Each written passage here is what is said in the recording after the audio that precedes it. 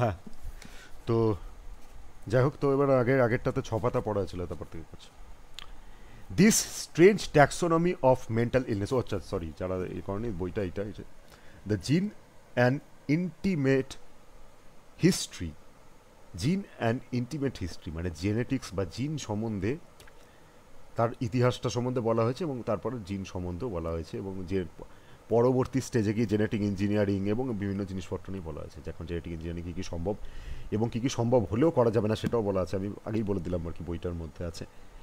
কারণ এই বইটার অর্ধেক আমার পড়া ছিল, বাট মানে পিডিএফ থেকে পড়া যাচ্ছে না আর কি, সেই কারণে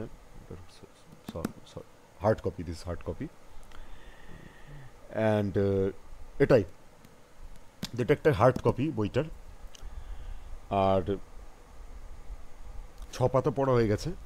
এটা লিখেছেন ডক্টর সিদ্ধার্থ মুখার্জি, যিনি আরেকবার বলে দিই, ইনি একজন নামকরা আমেরিকা মানে ভারতীয় বংশোদ্ভূত এবং বাঙালি অবশ্যই। সিদ্ধার্থ মুখার্জি একজন বাঙালি এনআরআই, বিদেশে ওখানে থাকেন, ওখানকার অঙ্কোলজিস্ট এবং ডাক্তার। অঙ্কোলজিস্ট হতে গেলে তো ডাক্তার হতেই হবে। এবং সে মানে ক্যান্সার চিকিৎসকের সাথে সাথে সে ক্যান্সার গবেষকও, ঠিক আছে। এবং ক্যান্সার কীভাবে নির্মূল করা যায় এবং সেটা কীভাবে প্রিভেন্ট করা যায়, বা যাই হোক এইসব জিনিস নিয়ে, কিওর এবং প্রিভেনশন, এই নিয়ে তিনি রিসার্চ করে থাকেন। এবং তিনি কোষের মধ্যেই সেটার কিছু রহস্য খুঁজে পেয়েছে, সেটা আমরা পরে জানতে পারবো। ব্যাস এটা। তার আরেকটা বিখ্যাত বই আছে, এই যে এটা দ্য এম্পায়ার অফ ম্যালেডিস, যেটা সত্যি সত্যি ক্যান্সার নিয়ে, মানে সরি, ফ্রেমের বাইরে চলে যাচ্ছে। এই যে এটার জন্য তিনি পুলিৎজার পেয়েছিলেন, বাঙালি পুলিৎজার পেয়েছে। রিসেন্ট হিস্ট্রিতে আমার মনে পড়ে না, যাই হোক, জানি না আর কেউ পেয়েছে কি, আমার ওটা দেখতে হবে, মনে নেই। বাঙালি লেখক পুলিৎজার পেয়েছে ইংলিশ বই লিখে, এটা এটা আমার মনে হয় এটাই প্রথম বা কিছু, জানি না। অ্যাটলিস্ট ইংলিশ বই লিখে আমি তো সত্যি জানি না পেয়েছে কি পায়নি। ঝুমপালাইডি বা এরকম কেউ যদি পেয়ে থাকে তো পেয়ে থাকবে, আমি এক্সাক্ট জানি না, বাট আমার মনে হয় না পেয়েছে বলে। তো যাই হোক, অ্যাটলিস্ট এটা এটা এটা আমরা মানে এটা অনেক বছর হয়ে গেল, এটা আমরা তখন যখন পেয়েছিল তখন আনন্দবাজারে বড় করে দিয়েছিল। তো Siddhartha Mukherjee, this a book, sorry. তো এটা এটা হচ্ছে the empire of all maladies. Maladies মানে তো, ম্যালেডি মানে তো রোগ, ব্যাধি, ব্যাধি যেটাকে বলে থাকি। দ্য এম্পায়ার অফ অল ম্যালেডিস মানে ব্যাধির সাম্রাজ্য একটা। আ বায়োগ্রাফি অফ ক্যান্সার, ক্যান্সারের বা কর্কট রোগের জীবনী, ক্যান্সারের জীবনী, ঠিক আছে। তো ওটা ওটা ওটা আরও ভালো বই, ভুলিজার মানে তো ওটা দাম। তো এটা হচ্ছে নেক্সট বই, এটা এটা সেকেন্ড বই ওনার। তো যাক, তো এবার শুরু করি। The strange taxonomy of mental. এর আগে যেটা ঘটে গেছে সেগুলো হচ্ছে বলছি, ওখানে লেখক জিস্ট বলে দিই, কারণ ফার্স্টেরই এটা ওটা অনেক বড়, সেটা দিলে জিস্টটা বলে দিচ্ছি, ঠিক আছে। বা সারমর্ম যেটা আমরা দেখেছি, সেটা হচ্ছে লেখক সিদ্ধার্থ মুখার্জি এবং তার একজন কাজিন, অর্থাৎ ভাই হয়, খুড়তুতো ভাই। তো তার বাবার সব থেকে বড় যে মানে ভাই, তার ছেলে মণি তার নাম। সে মনির হচ্ছে মানসিক বিভিন্ন ধরনের আর কি সমস্যা দেখা দিচ্ছে, এবং ডাক্তার তাকে স্কিজোফ্রেনিক বলে অলরেডি ডিক্লেয়ার করে দিয়েছে, কিন্তু কোনো ওষুধ টষুধ দেয়নি। কিন্তু সে ঘরের মধ্যে নিয়ে মানে নিজের ইয়ের মধ্যে কেয়ার মধ্যে থাকে, এবং তার বাবা কিছুতেই মানতে চায় না যে তার কোনো এরকম ধরনের সিচুয়েশন হয়েছে। সেটা পিছনে কারণটা লেখক কী বলছে না, তার বাবার মানে তার বাবার এটা কেন মানতে পারছে না, কারণ হচ্ছে তার বাবার দুই ভাই, অর্থাৎ তার দুই কাকু, হ্যাঁ, তাদের মানে 3 নম্বর ভাই এবং 4 নম্বর ভাই, এই দুজন রাজেশ এবং জাগু, এই দুজনের মধ্যে এই ধরনের একটা মানসিক বিকার বা এই ধরনের একটা দেখা গেছিলো, ঠিক আছে। রাজু যে ছিল সে সব থেকে বেশি ইয়ে ছিল, মানে ইন্টেলিজেন্ট বা এইসব ছিল টিল, কিন্তু রাজুর মানসিক যে সিচুয়েশানটা ছিল সেটাকে কেউ অ্যানালাইজ মানে করতে পারে, ঠিক আছে। ফলে সরি, হ্যাঁ, তো মানে আগে বুঝতে পারেনি, ঠিক আছে। তো ফলে কি হয়েছে, রাজু সব থেকে বেশি ইন্টেলিজেন্ট ছিল, এই ছিল সব, বাবা অত্যন্ত বেশি ইয়ে করতো, স্নেহ করতো, ওকে বেশি প্রেফারেন্স দিত, বলতে এই সব থেকে মানে সম্ভাবনাময় বা একটু যেটা হয় আর কি, মানে লাডলা টাইপের এমন টাইপের ছিল সিচুয়েশন। 5 ভাই হলে 5জনকে সমানভাবে এই করতে পারে না, এটা না চাইতেও হয়ে যায়, সেরকম সিচুয়েশন। ফলে তো তারপরে হচ্ছে মানে তার কোনো আলাদা করে কোনো সেইভাবে সমস্যা কিছু ছিল না, এবং সে ভালো রেজাল্ট করতো, সবই করতো, সব এরকম ছিল। কিন্তু তার যখন 12 বছর বয়স, সেই সময় 1936 সালে, সেই সময় তার বাবা মানে তার যখন 12 বছর বয়স হচ্ছে 1936 সালে, তার বাবা হচ্ছে মানে হঠাৎ করে ওখানে অভ্রের যে খনি বা মাইকা মাইন্স, অভ্রের খনি, সেখানে বিভিন্ন ডিসপুট ঝামেলা টামেলা হয়েছে, সেখানে মার্ডার হয়ে গেছে, খুন হয়ে গেছে।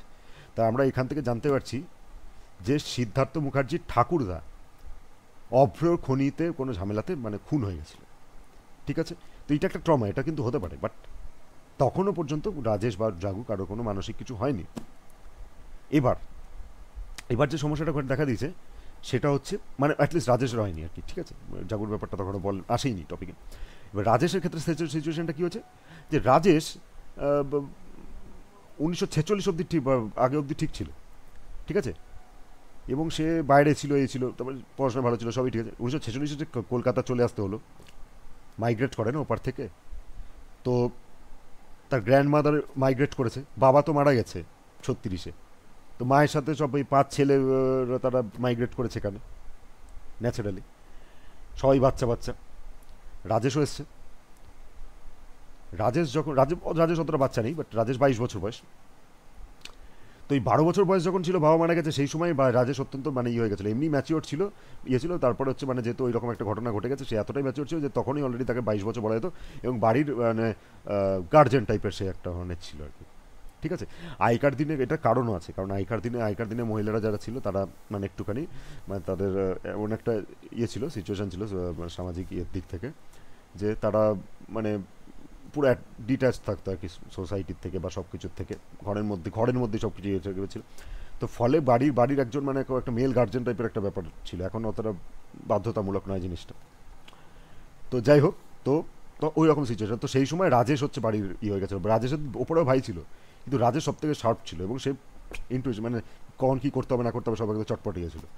কিন্তু 1946 এখানে আসার পরে কী ঘটে গেল যে হঠাৎ করে তার মানে সে অসুস্থ হলো এবং মারা গেল, নিউমোনিয়া হয়ে মারা গেল। ঠিক আছে, এবং নিউমোনিয়াটা কীভাবে হলো না, সে বৃষ্টির মধ্যে প্রচণ্ড ভিজে এক্সারসাইজ করছিল, এবং সেটা শীতকালে বৃষ্টির মধ্যে ভিজে এক্সারসাইজ করছিল এবং নিউমোনিয়া হয়ে মারা গেল, নিউমোনিয়া হলো, এবং যাই হোক এরকম ব্যাপার। তো তো ওই যে নিউমোনিয়া হয়েছিল সেটা কিন্তু মানে স্টার্ট না, মানে ওটা কিন্তু অ্যাকচুয়ালি মানে অন্তিম মানে হয় না কফিনে লাস্ট পেরেক পোতে, ওই রকম ব্যাপার। লোকে বুঝতে পারেনি ওর কী সমস্যা ছিল, কিন্তু পরে গিয়ে জানতে পেরেছে। ঠিক আছে, রাজেশের যখন ঘটে গেছে ওই কুইকলি ঘটে গেছে, এই জন্য রাজেশের ব্যাপারটা লোকে অতটা মানে বদারই করেনি। ঠিক আছে, রাজেশের যে সিচুয়েশনটা হচ্ছিল সেটা নিয়ে লোকে অতটা করেনি প্রথমে। হ্যাঁ, মানে এমনি বুঝতে পারছি যে মানুষের একটা সমস্যা অনেক কিছু হচ্ছে, বাট সেটা নিয়ে অতটাই করেনি। কী হচ্ছে না হচ্ছে, যেটা বলেছে সেটা হচ্ছে যে মানে এই যে এক সেকেন্ড, হ্যাঁ, তো রাজেশ এর মধ্যে মিনওয়াইল তার ওই যে সমস্যাগুলো হচ্ছিল, তার হঠাৎ করে মানে সে অত্যন্ত এক্সাইটেড হয়ে যাচ্ছে, আবার হঠাৎ করে ডিপ্রেশনে কিছু খারাপ কিছু শুনলে কান্নায় ভেসে যাচ্ছে। এই জিনিসটা প্রচণ্ড দিন যত আছে উত্তরোত্তর বাড়ছে, ইন্টেন্সিটিও বাড়ছে, ফ্রিকোয়েন্সিও বাড়ছে, ঘন ঘনও হচ্ছে, আবার ইন্টেন্সিটিও বাড়ছে, মানে অতিরিক্ত বেশি বাড়ছে। যেটা লেখক বলেছে যে সাইন কার্ভ যদি একটা যেরকম থেকে থাকে উপর নিচ এইটা উপর নিচ, সেটা যদি ফ্রিকোয়েন্সি বেড়ে যায় এরকম ওই রকম কার্ভ হয়ে যাচ্ছে দিন। ঠিক আছে, এবং তার সাথে হচ্ছে মানে ওরকম সেই চায়না টাউন কলকাতা যেখানে ছিল, সেখানে তো চাইনিজদের জন্য ওই ওপিয়াম বা এরকম যে মানে আফিম টাফিমের প্রচুর চালানি সব হতো, বা আফগান হ্যাশিস ফ্যাশিস এগুলো আসতো, মাদক দ্রব্য, সেগুলোর মাধ্যমে লোকজন নেশাগ্রস্ত থাকতেই হতো সে। কিন্তু এবং রাজেশ কী করতো, রাজেশ একটুখানি ওই সব ওকাল্ট কালা জাদু ফাদু এসব, যেগুলো তার বিশ্বাস করার কথা না, একটু ইন্টেলিজেন্ট লোকরা ওইসবের মধ্যে যায় না, তারা বরং পুরো ওইটার বাইরে ভাবে আর কি, মানে সুপারস্টিশনের বাইরে থাকে, কিন্তু ও ওইগুলোর মধ্যে চলে যাচ্ছে। তখনকার দিনে হয়তো সিচুয়েশনটা ওরকম ছিল, সায়েন্সের মনোভাবটা অতটা তো ছিল না, পড়াশোনা ভালো মানে সায়েন্টিফিক চিন্তাভাবনা হবে এরকম কিছু না। তো ফলে তারাই ওকাল্ট বা এই জিনিসগুলো অত্যন্তভাবে বিশ্বাস করতো, এবং ও বন্ধুদেরকে নিয়ে শ্মশানে গিয়ে আর কি সেখানে আত্মা ডাকবে, এরকম তাকে মিডিয়েটার হিসাবে মধ্যস্থতা করার জন্য তার মধ্যে আত্মা ডাকবে, এইসব করার চেষ্টা, প্ল্যান চেট করতো, এইসব করেছিল, এইসব জিনিসপত্র চলছিল তার মধ্যে, এবং অত্যন্ত রেকলেস এরকম টাইপের হয়ে যাচ্ছিলো, কার মানে একটা ম্যানিয়াক হয়ে যাচ্ছিলো, যে হাসি কান্নার ব্যাপারটা এতটা ইন্টেন্সিটি বেড়ে যাচ্ছিলো, বলেছে যে ওভার জয়ের একটা লিমিট আছে, হাসি ঠাট্টার একটা তো লিমিট আছে, যে সেই মাত্রাটাকেই পেরিয়ে যাচ্ছিলো। ফলে একটা মাত্রা যখন পেরিয়ে যায়, মাত্রাতিরিক্ত হয়ে যায়, সেটাকে আমরা ম্যানিয়াক বা বাতিগ্রস্ত বলে থাকি, সেরকম টাইপের একটা হয়ে যাচ্ছিলো, অত্যন্ত ম্যানিয়াক। এবং নিউমোনিয়াটা যখন তার আলটিমেটলি হলো, তার 1 সপ্তাহ আগে হঠাৎ করে তার ওরকম মানে কলেজে রেজাল্ট এলো, খুব ভালো রেজাল্ট করলো, এবং হচ্ছে মানে সে এক্সকারশনে যেতে শুরু গেল। এক্সকারশনের ওখানে গিয়ে হচ্ছে মানে সে দুদিন দুই রাতের জন্য এক্সকারশনে গেল, ঠিক আছে, এবং মানে নিজের থেকেই চলে গেল। এবং সেখানে গিয়ে সে হচ্ছে মানে ওরকম কুস্তির আখড়া ফাঁকড়াতে গিয়ে এক্সারসাইজ, ওই কুস্তিবীরদের সঙ্গে এক্সারসাইজ করতে শুরু করে দিয়েছে। একটা সাধারণ মানুষ কখনো কুস্তিবীরদের সঙ্গে গিয়ে, মানে তুমি কোনো আখড়াতে গিয়ে, মানে হরিয়ানাতে গেলো আখড়া দেখলো, ওখানে গিয়ে তাদের সঙ্গে মুগুর ফাঁসতে শুরু করবে কেউ? নাকি ডন মারতে শুরু করবে না। ও করে যাচ্ছে ওরকম করে। এবং তারপরে ফিরে আসার পরে তারা এরকম মানে সে প্রলাপ বকতে শুরু করে দিয়েছে, হ্যালুসিনেশন হচ্ছে, জ্বর এসে গেছে, এরকম সিচুয়েশন। এবং আলটিমেটলি সে মানে এরকম ওই যে হলো, বাড়ি ফেরার পরে সেইটার থেকে ওর একটা মানে এরকম একটা সিচুয়েশনটা স্টার্ট হলো। এবং তারপর এক সপ্তাহ পরে এসব ওই নিউমোনিয়া হয়ে টয়ে আর কি গিয়ে সেটাও ওই রকমভাবে পাগলের মতো ওরকম এক্সারসাইজ করেছে শীতকালে বৃষ্টিতে ভিজে, তার জন্য নিউমোনিয়া হয়ে এবং মারা গেছে। তো পরে লেখক এত বছর পরে তার কাকুর এই সঙ্গে যে ঘটনা ঘটেছে সেগুলো সব শুনেছে, বাবার কাছে বিভিন্ন সময় বলে থাকে। এবং যখন সে মেডিকেল সায়েন্স পড়ছে তখন সেই কলেজে পড়তে পড়তে রিয়েলাইজ করলো যে না, এটা একটা অ্যাকিউট ম্যানিয়াক ফেজে পৌঁছে গেছিলো, যেটা সেই সময় দাঁড়িয়ে কেউ বুঝতে পারেনি। এবং যেহেতু এত তাড়াতাড়ি হয়ে গেছে, ডাক্তারের তো সেই ট্রিটমেন্টও পায়নি। এবং সেই এই মেন্টাল ব্রেকডাউনের কারণে হচ্ছে মানে একটা ম্যানিয়াক ডিপ্রেশনের কারণ ছিল, ট্রিটমেন্ট দরকার ছিল। এবং এটা ন্যাচারালি এটা একটা বাইপোলার ডিসঅর্ডার ছিল, কারণ মানে এই ভালো এই খারাপ ওরকম ব্যাপার, এই আনন্দ অতি মানে এখনই জয়ফুল, আর এই ডিপ্রেশন, এবং সেটা অতিরিক্ত মাত্রা ইন্টেন্সিটিতে, এই অত্যন্ত রেগে যাচ্ছে আর এই অত্যন্ত পিসফুল, এই জিনিসটা হচ্ছে দিস ইজ বাইপোলার ডিসঅর্ডার। এই জিনিসটা এখনও অত্যন্ত কমন, বাট তখন এর করছে। এর পরে আর কি, জাগ্গু বলে তার এক ভাই ছিল, তার ক্ষেত্রে কিন্তু রাজেশের মতো হঠাৎ করে ঘটে যায়নি। জাগুর ক্ষেত্রে ঘটেছিল তার অনেক ছোটোবেলা থেকেই ঘটনাটা, মানে এই জিনিসটা ছিল। এবং 1975-এ যখন হচ্ছে মানে সে যখন হচ্ছে লেখক নিজেও জন্মে গেছে, 5 বছর বয়স, সেই সময় সে তখন তার কাউকে দেখে বড় হচ্ছে। এবং সে মানে এরকম জিম মরিসনের মতো, ইন্ডিয়ান জিম মরিসন টাইপের অ্যাপিয়ারেন্স ছিল, মানে ছিপছিপে চেহারা ছিল আর কি, মানে লম্বা চওড়া এরকম টাইপের, লম্বা ছিল, চওড়া তো নয়। তো খুব তারও এরকম তো তার ইলনেসটা ঘটেছিল, যেমন হচ্ছে রাজেশের ক্ষেত্রে 20s-এ ঘটেছিল, ওরা ছোটো থেকে হয়েছিল বললাম। এবং তার এমন ব্যাপার ছিল, জাগ্গু মানে অ্যাবসেন্ট মাইন্ডে থাকতো, এই সব সিচুয়েশানগুলো হতো। এবং সে একটা চাকরি করেও চাকরি ধরে রাখতে পারেনি, চাকরি ছেড়ে টেড়ে দিয়েছে। এবং সে মানে হয় না মানে এমন একটা মানসিক অবস্থা হয়ে গেছে যে সে নিজের থেকে মানে নিজের ওপরে ক্যানট লিভ অন হিমসেলফ, মানে নিজে বেঁচে থাকতে পারে না, অন্য সাপোর্টের দরকার আছে, এই ধরনের ব্যাপার, ঠিক আছে। তো তার সাথে সাথে 1975-এর পর থেকে দেখা গেল, 1975 অবধি তাও ঠিক ছিল, ঠিক আছে, 75টা অনেকটা সময়। ওই সময় পর থেকে দেখা গেল যে তার কগনিটিভেও একটা সমস্যা দেখা গেল, মানে তার চিন্তাভাবনা বা ইয়ের মধ্যে বা স্বাভাবিক যে বুদ্ধিমত্তা তার মধ্যেও একটা মানে একটা বিকার দেখা দিল। এবং মানে বিভিন্ন ধরনের ভিশন এরকম অনেক ধরনের আসতে শুরু করলো। এবং সে কনস্পিরেসি থিওরি তো বিল্ড করতে শুরু করলো, যে মানে ডাজেন্স অফ লোক, কিছু মানে এরকম 10-12 জন কি 20-25 জন এরকম লোকজন, তারা তার বিরুদ্ধে ষড়যন্ত্র করছে, এইসব আরও বিভিন্ন জিনিসপত্র সে, এবং তাকে কেউ কিছু বলছে টলছে, তাকে নিয়ন্ত্রণ করার চেষ্টা করছে, এই ধরনের চিন্তাভাবনা তার মধ্যে কাজ করতে শুরু করলো। এবং এর বাইরে কলা বিক্রেতা, ফলওয়ালা, তারা সব এরকম তারাও পর্যন্ত নোটিস করছে যে এই ছেলেটা এরকম টাইপের নিজের সঙ্গে কিছু বলে টলে। এবং সে ট্রেনের অ্যানাউন্সমেন্ট, শিমলা টু হাওড়া কালকা মেল, অমুক তমুক, এসব Howrah to Jagannath express to Puri, এরকম জিনিসপত্রগুলো ফ্যানাউন্স করছে নিজের থেকে, এসব করে বেড়াচ্ছে, ঠিক আছে। এবং কিন্তু অথচ এত কিছুর পরেও কিন্তু সে কিন্তু মানে রাজেশ যেমন হঠাৎ করে আবার মানে বার্স্ট করে উঠতো, সেটা না, এর মধ্যে একটা নরম ব্যাপারটা রয়েছে। এবং সে তার ভাই একবার মানে লেখকের বাবা যে সে ফুলদানি ভেঙে টেঙে দিয়েছিল, সেটা থেকে বাঁচানোর জন্য সে মাকে মানে তাকে চাদর দিয়ে ঢেকে দিয়ে এবং মার কাছে গিয়ে বলেছিল যে আমার কাছে প্রচুর টাকা ফাঁকা রয়েছে, তুমি চিন্তা করো না, এরকম 1000টা ফুলদানি কিনতে পারবে টাকা দিয়ে, এসব করে বাঁচানোর চেষ্টা করেছে। মানে তার মধ্যে ওই জিনিসটা রয়েছে, এটা বাচ্চা ব্যাপারটা থাকলেও তার মধ্যে কিন্তু মানে ভালো দিকটাও রয়েছে।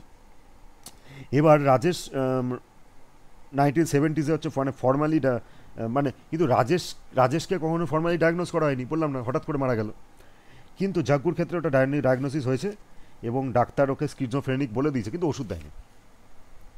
ডাক্তার বলছে ওষুধ লাগবে না, এবার এখন হলে হয়তো প্রচুর ওষুধ চালু হয়ে গেছে, অনেক কিছু দিতে পারতো, কিন্তু তখন ডাক্তার দেয়নি, ঠিক আছে। তো ডাক্তার বলেছে ওষুধ লাগবে না, কিন্তু ওকে মানে ও যেরকম লাইফ লিড করতে আছে সেরকমই থাকবে, তোর মার কাছে এরকম মানে ওই ঘরের মধ্যে এক কোনায় বসে থাকতো, জানলার কাছে বসে থাকতো এরকমটাকে, একা করতে পারতো না, তো ফলে ওকে মানে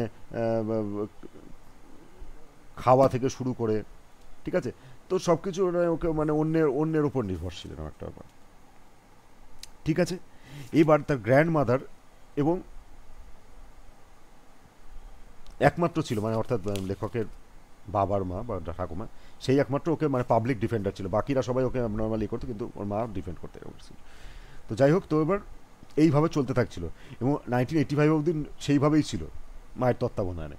কিন্তু যেই লেখকের ঠাকুমা অর্থাৎ তার জাগুর রাজেশ বা লেখকের বাবার মা মারা গেলেন, সেই সময় হচ্ছে হঠাৎ করে লেখক মানে সে এমনি মানসিকভাবে ওরকম ছিল এবং পুরোপুরি মায়ের ওপর নির্ভরশীল ছিল, যেই মা মারা গেল ন্যাচারালি তার পক্ষে আর বাড়িতে থাকা সম্ভব নয় এবং এমনি সবাই তাকে অন্যরকম ট্রিট করছিল, তো সে বাড়ি ছেড়ে চলে গেল, হঠাৎ ভ্যানিশ হয়ে গেল। সে যতই মানুষ গিয়ে থাকুক না কেন সে তার মধ্যে এটা ছিল যে আমি আর বাড়িতে থাকতে পারবো না, তো চলে গেল। চলে যাওয়ার পরে এবার রিলিজিয়াস কিছু লোকজন সেক্ট যারা মানে খুব ধার্মিক মানে ওইসব সাধু সন্ত ওইসব ওই সব লোকের সাথে ঘুরে বেড়াতে শুরু করলো 98 পর্যন্ত, 1998 অবধি ওই তার সাথে ছিল, তারপরে মারা গেছে, ঠিক আছে। সেই খোঁজটা কোথাও থেকে পেয়েছে, যাই হোক। এরপরে পার্টিশনের কথা এসছে এবং পার্টিশনের পরে টোবা টেক্সিং গল্পটার কথা বলেছে, ওটা নিয়ে আর বলছি না। পার্টিশনের পর সাদাত হোসেন মান্টোর একটা বিরাট বড় মানে লেজেন্ডারি একটা গল্প আছে টোবা টেক্সিং। তো পার্টিশন একটা ভয়াবহ একটা মানে খুব ভয়ঙ্কর ভয়াবহ নির্মম নৃশংস একটা ছিল, ইভেন্ট ছিল বা সিরিজ অফ ইভেন্টস চাই বলা একটু। তো সেই পার্টিশনের ট্রমাটা মানে যারা এই পার্টিশনটা এক্সপিরিয়েন্স করেছে তাদের জীবন পুরো পার্মানেন্টলি বদলে গেছে, ঠিক আছে। প্রচুর লোক আছে যারা অ্যাকচুয়ালি সেটার থেকে ওভারকাম করতে পেরেছে, আর প্রচুর লোক আছে যাদের ওপর সেই ট্রমাটার প্রভাব রয়ে গেছে। তো জাগুর ক্ষেত্রেও জাগু রাজেশ দুজনের ক্ষেত্রেই বলছে যে এটাই কারণ।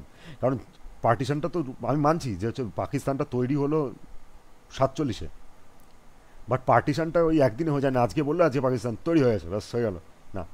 এটা বিভিন্ন ঘটনার পরিপ্রেক্ষিতে ধীরে ধীরে সিরিজ অফ ইভেন্টসের পরে কিন্তু অনেক ধীরে ধীরে ওই সব জিনিসটা ঘটে। ফলে তার আগেও কিন্তু ব্রিটিশরা ওই পার্টিশনের ভিতটা পুঁতে দিয়েছিল, তারা ওই ভিতটা পুঁতে দিয়েছিল, হিন্দু মুসলিম এরিয়াটা তো করেই দিয়েছিল, না হলে মানুষ হঠাৎ করে এরকম কেন করবে যে ওপার থেকে যত হিন্দু রয়েছে পারছে প্রাণপণে পালিয়ে আসছে এখানে, যে না মুসলিমদের এখানে থাকবো না, এইসব সিচুয়েশনগুলো কেন। তো 1946-এর লেখক মানে ওই রাজেশ চলে এলো এখানে কলকাতায়, এবং তারপরে হচ্ছে মানে সে ওইরকম ধরনের সব সিচুয়েশনগুলো দেখতে শুরু করেছে যে মানে শহরটা একদম বিমর্ষ হয়ে গেছে, মানুষের মধ্যে কোনো ইমোশন নেই, মানুষ ফ্রাস্ট্রেশনের মধ্যে ভুগছে, এমনি তার মধ্যে ওরকম একটা ভুগছে এর মধ্যে। তারপরে হচ্ছে মানে প্রচুর মানুষ শিয়ালদা স্টেশনে প্রচুর লোকজন নাকি মানে আসছে যাচ্ছে আনাগোনা, এবং সেই ভিড়ের মধ্যে লেখকের গ্র্যান্ডমাদার অর্থাৎ ঠাকুমা সেও ছিল, এবং তার সাথে তার ছেলেরাও ছিল সাঙ্গপাঙ্গ, তাদের নিয়ে এখানে বাড়ি একটা কোথাও কিনেছিল, কী করেছিল আমি জানি না, মোট কথা হয়তো বাড়িঘর কোথাও কিনেছিল, কারণ ওই ধরনের সিচুয়েশনে তো বাড়িঘরে আমি জানি না কীরকম দাম হবে কী হবে, যাই হোক মোট কথা বাড়ি, এবং সেখানে 3টে ঘর আশ্রয় দিয়ে ভাড়া দিয়েছিল এবং সেখানে লোকজন থাকতে এরকমটা। তো সেখান থেকে শহরটা দেখতে পাওয়া যেত এবং শহরটা ধীরে ধীরে কীভাবে বদলে যাচ্ছে সেটা দেখতে পাওয়া যেত, এবং যেহেতু শহরটা ফাঁকা ফাঁকা তখন ছিল, ওপর থেকে তখন ওই মানে ঘর থেকে তারা দেখতে পেতো শহরে বিভিন্ন জায়গা থেকে অলিতে গলিতে রাস্তাঘাট কিছু দেখতে পেতো, ছোটো ছোটো বাড়িগুলোর পাশাপাশি দেখতে পেতো, তাদের বাড়িটা হয়তো 2-3 তলা ছিল আমি জানি না, সেখান থেকে দেখতে পেতো যে রাস্তাঘাটে যে কোনো সময় রাইট লেগে যাচ্ছে এবং যে যাকে পারছে মানে যা খুশি করে দিচ্ছে, কেউ গলা কেটে ফেলে দিচ্ছে, চাকু ছুরি গেঁথে দিচ্ছে, টুকরো টুকরো করে ফেলে দিচ্ছে, রক্তারক্তি বডির ওপর বডি এসব চলছে। তো এই রাইট তো হতেই থাকতো, কিন্তু ওই একটা সময় কি অগস্ট মাসে গিয়ে একটা বিভৎস ঘটনা ঘটলো, সেটা হচ্ছে দ্য গ্রেট ক্যালকাটা কিলিং, যেটা এই মোহাম্মদ আলী জিন্নাকে দায়ী করা এবং বিভিন্ন এইসব জিনিসপত্র দায়ী করা হয় না, মানে অবশ্যই তার ভূমিকা আছে, সে বিষয়ে কোনো সন্দেহই নেই। তো যাই হোক, the great Calcutta killing feeling এইসব নিয়ে যেগুলো হয়ে থাকে, তো সেইগুলো চোখের সামনে দেখলো, এবং উভয় পক্ষের মধ্যে হিন্দুরা মুসলিমদেরকে টানতে আনতে এরকম দোকান থেকে বের করে এনে একদম স্লটার করে দিয়েছে, এরকম হয়েছে। আবার মুসলিমরা রিপার্কেশন বা রেসিপ্রোকেট করেছে, এবং তারা মানে ওই একজন মারলে হয় না টিট ফর ট্যাট, একজন মারলে আরও 10 জনকে মেরে দেবো, এই জিনিসটা ওইভাবে জিনিসটা মানে বিরাট নরসংখ্যা রয়েছে, 5,000-এর ওপর লোকের মারা মানে বডি ফেলে দেওয়া হয়েছে, মারা গেছে, নরসংখ্যা রয়েছে, এবং 1 লক্ষের ওপর বাড়ি উজাড় হয়ে গেছে, হয় তাদেরকে টলপা গুটিয়ে পালিয়ে যেতে হয়েছে, নয়তো তাদের বাড়ি কিছু বেঁচে নেই, এরকম টাইপের সিচুয়েশন। তো এই সব জিনিসগুলো রাজেশ চোখের সামনে দেখেছে, এবং তারপরে রাজেশের মধ্যে তখনই অলরেডি ওই জিনিসটা আসতে শুরু করে দিয়েছিল। রাজাবাজার, হ্যারিসন রোড, এইসব বিভিন্ন জায়গা যেখানে মুসলিম ডেন্সিটি বেশি, সেসব জায়গাতে আরও বেশি ঝামেলা ঘটাচ্ছিল, এইসব ঘটছিল, ম্যাসাকার দেখেছে। তো তারপরে তার মধ্যে অলরেডি ওই সব জিনিসগুলো আসতে শুরু করেছে এবং সে হঠাৎ করে তার মধ্যে এরকম চাগার দিয়ে উঠলো, সে জিম টিম যেতে শুরু করলো, এক্সকারশন প্রথম যেতে শুরু করলো, জিমে যেতে শুরু করলো। হ্যাঁ, তারপরে হচ্ছে মানে ওরকম হঠাৎ করে মানে এইসব শুরু হতে শুরু করলো, তার ফিভার আসতে, জ্বর আসতে শুরু করলে সব শুরু হলো। এবং রাজেশ আলটিমেটলি মারা গেছে। এবং জাগ্গু আর রাজেশের মধ্যে ডিফারেন্স যেটা বলেছে সেটা হচ্ছে জাগ্গুর ক্ষেত্রে রাজেশেরটা ঘটছে জ্বরের প্রাদুর্ভাবের জন্য, মানে সরি, জ্বরের প্রাদুর্ভাব বলছি, মানে অ্যারাইভালের জন্য। অর্থাৎ রাজেশ কলকাতায় এসে, সরি, মানে এই যে ইনস্যানিটির কথাটা বলছে, রাজেশের ক্ষেত্রে দেখা যাচ্ছে যে অ্যারাইভালের কারণে, তাই না? মানে সে কলকাতায় এসে তার এরকম জিনিসটা ঘটলো, বেড়ে গেল। জাগুর ক্ষেত্রে ব্যাপারটা উল্টো। জাগুর ক্ষেত্রে ব্যাপারটা হচ্ছে ডিপারচার। জাগু ছোটবেলায় যখন মানে যেখানে থাকতো বরিশালে, এই দুটোর মধ্যে না তো ডিপারচার, তার বরিশালের বাড়ির থেকে, বরিশালের বাড়িতে আবার যখন পরে ফিরে গেছে 75-এর সময়, ওই সময়, সেই সময় সরি ছোটোবেলায় যখন বরিশালের বাড়িতে আবার যাচ্ছে বা করছে, সেই সময় কি দেখা যাচ্ছে আবার 4-5টা বাচ্চার মতো সে বিহেভ করছে, ঘুরে বেড়াচ্ছে মাঠে, খেলে বেড়াচ্ছে, দুরন্তপনা করছে, নর্মাল সব একদম 4 বাচ্চার মতো। অর্থাৎ সে ওইটাতে অভ্যস্ত এবং ওখানে সে মানে মুক্ত প্রাণ, একদম সাধারণ মানুষের বাচ্চার মতো করে ট্রিট করছে। কলকাতায় সে আবদ্ধ হয়ে যাচ্ছে, ঘরের মধ্যে থেকে যাচ্ছে, আর কি করতে পারছে না, এবং সে সেখানে লোন আলটিমেটলি সে একটা মানে মানসিক বিকারগ্রস্তই হয়ে যাচ্ছে। ঠিক আছে? তো এই দুটোর মধ্যে ডিফারেন্সটা এখানে বলেছে, এতটা অবধি পড়া হয়েছে। 21-20 মিনিট আমাকে ওটা বলতে হলো, একটাই কারণে বলতে হলো, কারণ এটা যদি ফার্স্ট এরিয়াটা না কেউ দেখে থাকে তাহলে তারপর থেকে বলছে। The strange taxonomy of mental illness, Rajesh as the town mouse and Jagu as the country mouse of psychic breakdown. দুজনেই মাউস, ইঁদুর। ইঁদুর কেন ইঁদুর বলছে? ইঁদুর গর্তের মধ্যে থাকে, ইঁদুর গর্তের মধ্যে থাকে। দুজনের ক্ষেত্রে এটা হয়েছিল, মেন্টাল ইলনেস যেটা হয়েছিল সেটা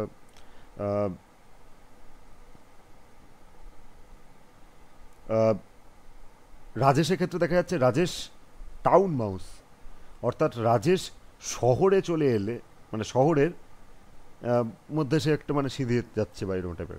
কিন্তু রাজেশের ব্যাপারটা সেটা ছিল না। কিন্তু রাজেশ যখন মারা গেছে, রাজেশ রাজেশ হয়ে গেছিলো, মানে কী বলে ওটাকে, মানে কান্ট্রি মানে দেশ হতে পারে, কিন্তু কান্ট্রি সাইড বা ব্যাপারটা আমরা বলে থাকি না, এটা অর্থাৎ গ্রামের দিকে, মানে মফস্বলের দিকে যেটাকে আমরা বলে থাকি, শহর থেকে দূরে শহর। তো জাগু শহর থেকে দূরে গেলে সেখানে হচ্ছে মানে একটা হচ্ছিল, চেঞ্জ দেখা যাচ্ছিল। আর রাজেশের ক্ষেত্রে শহরে শিফট করার পরে হচ্ছে মানে, তাই না? তো শহর রাজেশের ক্ষেত্রে ব্যাপারটা, রাজেশ এক্সট্রোভার্ট মানে হয়ে যাচ্ছিলো, মানে খুলে অতিরিক্ত বেশি হয়ে যাচ্ছিলো, যে মানে এই রাস্তাঘাটে খালি শহরের মধ্যে ঘুরে বেড়াচ্ছে সারাক্ষণ, হ্যাঁ, এক্সারসাইজ করছে, মানে তারটা উল্টো, হাইপার। আর জাগুর ক্ষেত্রে লো হয়ে যাচ্ছে। যাই হোক, তো ওয়াজ convenient while it lasted, but it shattered family. Finally, when Moni's mind also began to fail, Moni of course was not a partisan child. এবার লোকের ডাউট হতে শুরু করলো, সেই জন্য ওর বাবা অ্যাকসেপ্ট করতে পারছে না। কারণ রাজেশ জাগুর জন্য ওর ঠাকুমা, অর্থাৎ তার বাবার মা এবং তার বাবা দুজনেই নিজেকে সান্ত্বনা দিয়ে রেখে দিয়েছিল যে না, এটা পার্টিশানের কারণেই হচ্ছে, পার্টিশানের ঘটনার পরিপ্রেক্ষিতেই তার মধ্যে এই বিকারটা বা এই সমস্যাটা দেখা দিচ্ছে, ট্রমাটা নিতে পারেনি। কিন্তু যেই মুহূর্তে মনির সাথে এই ঘটনাটা ঘটে গেল, মনি তো এমন, এটা তো নেক্সট জেনারেশন, মনি ওই সবের মধ্যে ছিলই না, জন্মায়নি তখন। পোস্ট পার্টিশন বা মানে পরে জন্মানো একটা বাচ্চা, তার মধ্যে যখন এই সমস্যাটা দেখা দিচ্ছে, তার মানে এটা পার্টিশনের জন্য নয়, একটা জেনারেশন থেকে একটা জেনারেশনে যাচ্ছে। কিন্তু সেটা কিছুতে তার বাবা অ্যাকসেপ্ট করতে চাইছে না, সেই জন্য বলছে যে ওদেরটা তো যা হয়ে গেছিলো, এটা নিশ্চয়ই ভুল ডায়াগনোসিস হচ্ছে, ডাক্তার ভুল করছে, এটা ট্রিটমেন্ট করতে হবে না, ও এমনি ঠিক হয়ে যাবে, ওটা কিছু না, এরকম ভাবতো আর বাবা। ঠিক আছে? He had never been uprooted and he had lived all his life in a secure home in Kolkata. খুব একটা সিকিউর একটা রুমের মধ্যে বাড়িতে থেকেছে কলকাতাতে। Yet Uncannily, the trajectory of his psyche had begun to recapitulate Jagu's. কিন্তু অদ্ভুতভাবে জাগুর সাথে যা যা ঘটছিল বা জাগুর সাথে যে মানে সাইকিক যে মানে ইয়েটা ঘটেছে, ঘটেছে সেগুলোর সাথে পর তার মিল খেতে শুরু করলো বা একই ট্র্যাজেক্টরিতে যেতে শুরু করলো, এবং visions and voices had started to appear in his adolescence. এবং তারপরে সেই যে হ্যালুসিনেশন হচ্ছিল, মানে তার মাইন্ডের মধ্যে হচ্ছে কেউ কথা বলছে, তাকে নিয়ন্ত্রণ করছে, এই জিনিসগুলো তার সাথে শুরু হয়ে গেছিলো, অলরেডি শুরু হয়ে গেছিলো, ঠিক আছে। এবং দ্য নিড ফর আইসোলেশন, এবং আইসোলেশনের প্রয়োজনীয়তা, যে সমাজ থেকে বিচ্যুত হয়ে যাওয়া বা সব কিছু থেকে বিচ্যুত হয়ে যাওয়া, আলাদা হয়ে থাকা, এই জিনিসটা তার মধ্যে অলরেডি এসে গেছিল। The grandiosity of the confabulation and disorientation and confusions. Disoriented একটা মানে, ওরিয়েন্টেড মানে কি, মানে সাজানো বা একটা পার্টিকুলার একটা একটা প্যাটার্ন বা একটা ইয়েতে মানে সাজানো টাইপের। আর ডিসওরিয়েন্টেড মানে হ্যাঁ একদম র্যান্ডম মানে ছড়ানো ছেটানো টাইপের যেটা বলে। তো ডিসওরিয়েন্টেশন অ্যান্ড মানে এটা মানসিক ছড়ানো ছেটানো মানে কি, মানে এখন এই ভাবছে পরে মুহূর্তে অন্য একটা কিছু ভাবছে, এই টাইপের একটা ব্যাপার। এবং আইসোলেশন তো বলেছি, কনফিউশন, বিভিন্ন ব্যাপারে কনফিউশন, একটা মানসিক কনফিউশন মানে বোঝানো কিছু নেই, কনফিউশন তৈরি হচ্ছে। এবং this was all eerily reminiscent to his uncle's descent, তাই না? তো ইন হিজ টিনস বা টিনেজ ইয়ার্স আর কি, he had come to visit us in Delhi. Moni এরকম তার ইয়াং বয়সে এরকম এসেছিল দিল্লিতে ভিজিট করতে, কারণ লেখকের কাজিন এটা, মনি তো পরের জেনারেশন, লেখকের generation. We were supposed to go out to a film together, but he locked himself in the bathroom upstairs and refuse to come out for nearly an hour. বলছে সবাই মিলে একসাথে সিনেমা দেখতে হবে, অ্যাটলিস্ট লেখকের সাথে হয়তো সিনেমা দেখতে যাওয়ার কথা ছিল, কিন্তু সিনেমা ওটা চৌপাট হয়ে গেল, কারণ লেখক মানে মনি এখানে এসে যেই জানতে পারলো যে আমাদের বাইরে সিনেমা দেখতে যেতে হবে এবং নতুন শহরে অন্য জায়গায় দেখা করতেছে, সেখানে সিনেমা দেখতে যেতে হবে, সেটা নিতে পারলো না। সে সঙ্গে সঙ্গে মানে এরকম বাথরুমের মধ্যে 1 ঘন্টা ধরে নিজেকে বন্ধ করে রেখে দিয়েছিল, ঠিক আছে। And my grandmother had ferreted him out. Ferreted মানে আমি জানি না, মানে ফেরেটেড হয়তো দরজা ভেঙে বের করেছে বা কিছু, আমি জানি না। ফেরেটেড মানে সত্যি আমি যাবে ভোকাবুলারি অত ভালো না। So when he had found him inside, যখন ভেতরে গিয়ে দেখলো যে তার মানে ভেঙেছে, দেখলো যে ভেতরে আছে, he was folded over in the corner hiding. এবং বাথরুমের দরজা খোলার পরও দেখছে যে বাথরুমের ওখানে কোনাতে, মানে বাথরুমের ভেতরেও সে সেফ ফিল করছে না। বাথরুমে ঢুকে গিয়ে যে সে নিজের মতো ঘুরে বেড়াচ্ছে, হাঁটাচলা করছে, সেটা না, বাথরুমের ভেতরেও একটা কর্নারে গুটিয়ে রয়েছে, ভাবছে বাথরুমের ভেতরেও কেউ চলে আসবে না তো, কিছু করবে না তো, এইরকম একটা সিচুয়েশন আর কি। In 2004 Moni was beaten up by a group of goons. মর্মান্তিক ব্যাপার, মর্মান্তিক ব্যাপার 2004-এ। এবং এমনিতেই সে এরকম সিচুয়েশন, তার মধ্যে এটা মনে হয় অ্যাকচুয়ালি তখন আগের কথাই বলছে, এর ট্রমা, হ্যাঁ বলছে যে হচ্ছে মানে বোধহয় যাই না, এটা পড়লে বোঝাবে, ভুলে গেছি অ্যাকচুয়ালি আমি, এটা মানে জেনেটিক্সের অনেকটা পড়ে ফেলেছিলাম আমি, এটা বলতে পারি। হ্যাঁ মানে তখন ডিএনএ ফিএনএ নিয়ে আলোচনা হচ্ছিল, অতটা অবধি হয়ে গেছিল একদম ডারউইন মেন্ডেল থেকে শুরু করে অনেকটা মানে 20th সেঞ্চুরির মাঝামাঝির কাছাকাছি চলে এসেছিল, এতটা অব্দি পড়া আছে, ঠিক আছে। তো যাই হোক, তো এখানে কি বলছে, তো 2004-এ গুন্ডাদের একটা দল বা মস্তান আর কি ধুমধাম পিটিয়ে দিয়েছে, ঠিক আছে। তো arrested for urinating in a public garden. তার তো মানসিক সমস্যা ছিল, সে তো জানে না, সে একটা পাবলিক গার্ডেন রয়েছে বাগান, সেখানে সে ইয়ে করে দিয়েছিল, ইউরিনেট করে দিয়েছিল।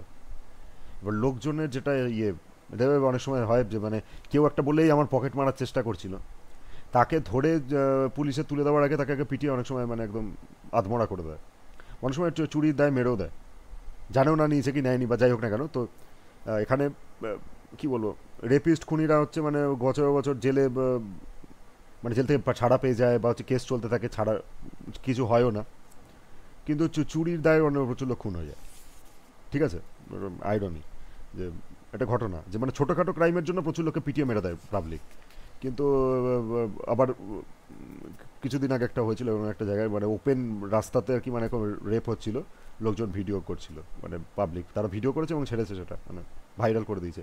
ন্যাচারালি যারা ভিডিও করছিল তারা আটকানোর চেষ্টা করেনি, তারা ভিডিও করছিল, কিন্তু এরকম ব্যাপারটা আর কি। তো তাকে ওরকম আর কেউ যদি গার্ডেনে টয়লেট করে দেয়, গার্ডেন কারোর বিছানাতে করে দেয়নি, কারোর জামাতে করে দেয়নি, কারোর মাথায় করে দেয়নি, মুখে করে দেয়নি, যে মাথা গরম হয়ে গিয়ে পিটিয়ে দিয়েছে, গার্ডেনে করেছে। পাবলিক পুলে গেলে মানে যেখানে সুইমিং পুল থাকে, পাবলিক পুল যেখানে পাবলিক সুইমিং পুল, সেখানে লোকে সাইলেন্টলি ওরকম মানে সুইমিং পুল তো তাদেরই থাকে বাড়িতে, যারা যারা রাজার হলে এরকম থাকে, বা অ্যাটলিস্ট লাক্সারিয়াস একটা সচ্ছল লাইফ লিড, তারা নিজেদের সুইমিং পুলে হচ্ছে মানে প্রতিনিয়ত ইউরিনেট করে, ঠিক আছে, কারণ জলের মধ্যে কেউ বুঝতে পারবে না। তো পাবলিক পুল, এবং সেই পুলে অন্য লোকও নামে, কিন্তু এখানে একজন গার্ডেনে ঘাসের মধ্যে করে দিয়েছে, তার জন্য পিটাকে পিটিয়েছে লোকজন মিলে। So a few weeks later he committed a crime that was so comically egregious that it could only be testament of his loss of sanity. মানে এমন একটা ক্রাইম করে ফেললো তার কিছুদিন পরে, তার কয়েক সপ্তাহ পরে এমন একটা ক্রাইম করে ফেললো যেটা যেটা যেটা অলরেডি ডিনোট করে যে না তার একটা কিছু মানে স্যানিটি, অর্থাৎ স্যানিটি উল্টোটা ইনস্যানিটি, যেটা পাগলামি, আর স্যানিটি মানে যেটা পাগলামির উল্টোটা যেটা হতে পারে, পাগলামির উল্টোটা আমি এক্স্যাক্টলি বলতে পারছি না, বাট মানে যেটা স্বাভাবিক আচরণ যেটা মানে বলাই থাকে, সেটা হারিয়ে যাচ্ছে, সেটা বোঝা যাচ্ছে। He was caught flirting with one of the goons' sisters, ঠিক আছে, ওই গুন্ডা যারা পিটিয়েছে তাদেরই একজন বোনের সাথে সে মানে কিছু একটা অশালীন ফ্লার্ট করছে, করা মানে অশালীন ব্যবহার নয়, বাট হয়তো কিছু বলেছে টলেছে, কিছু করেছে। Again he said that the voices had commanded him to act, এবং এটা করার পরে সে বলছে যে না এটা আমাকে মানে আমাকে কিছুজন করতে বলেছে, এটা তাই আমি করেছি, নাহলে আমি করতাম না, আমি নিজে কিন্তু এটা করতাম না, এটা আমাকে করতে বলেছে বলে আমি করেছি, তো সেটা করেছে। তো যাই হোক, তো his father tried ineffectually to intervene, but the time Moni was beaten up viciously with a gasped lip and a wound in his forehead that precipitated a visit to the hospital. তো মানে ও যখন এটা করে ফেলেছিল ওর বাবা আটকানোর হয়তো চেষ্টা করেছিল, কিন্তু যে সময় মারটার খেয়েছে সেই সময় কিছু করার ছিল না আর কি, মানে একদম মানে ঠোঁট ফোট পুরো ফেটে ইয়ে হয়ে গেছে, রক্ত গ্যাস রক্ত ইয়ে হয়ে গেছে, and wound in his forehead, মাথা পাতা ফাটিয়ে দিয়েছে, হ্যাঁ। তো ন্যাচারালি তাকে একদম সোজা আর কি তাকে হসপিটালে নিয়ে যেতে হয়েছে। The beating was meant to be cathartic. Asked by the police, his tormentors later insisted that they had only meant to drive the demons out of Moni. এবং পরে যখন কমপ্লেন করা হয়েছে পুলিশকে, তখন তার টর্মেন্টার যারা মেরেছে তারা বলেছে যে আমরা এটা করেছি শুধুমাত্র ওর মধ্যে থেকে ডেমন মানে বুড়ি আত্মা বা ডেভিল যাই বলো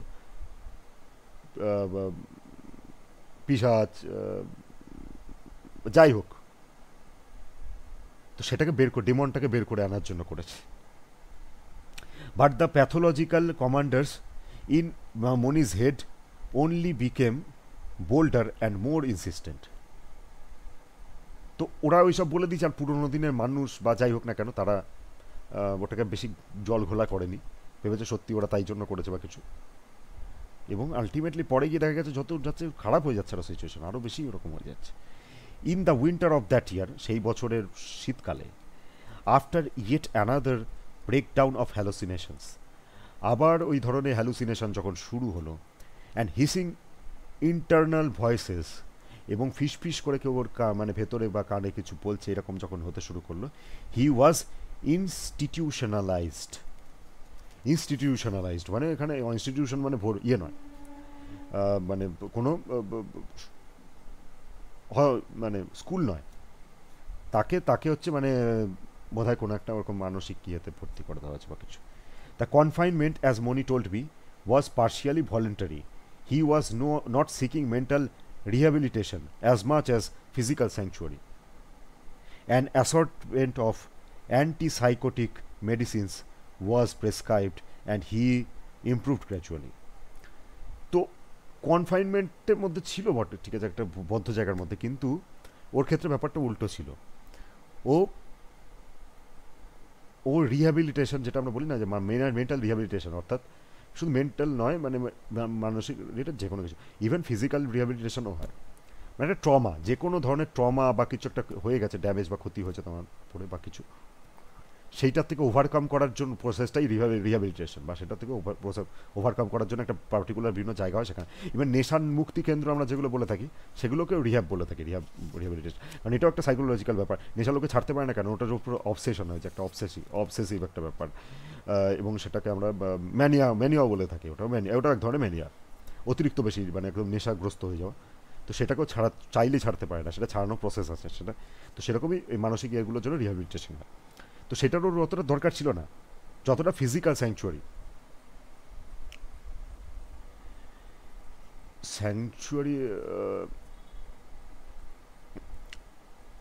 ফিজিক্যাল স্যাংচুয়ারি বলতে কী বলতে আমি জানি না, সরি। প্রাণীদের, পশু পাখিদের স্যাংচুয়ারি হয় আমি জানি, বাট যেখানে আর কি তাদেরকে নিরাপদে রাখা হয়, তো এটা কিসের জন্য বলছে আমি জানি না।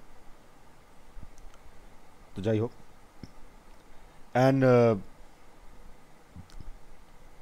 অ্যান্টিসাইকোটিক কিছু মেডিসিন তাকে প্রেসক্রাইব করা হয়েছিল, এবং সেটা খাওয়ার পরে ধীরে ধীরে সে গ্র্যাজুয়ালি ইমপ্রুভ করতে শুরু করলো, বাট নেভার এনাফ, কিন্তু কখনোই পুরোপুরি সুস্থ হলো না। Apparently to merit discharge.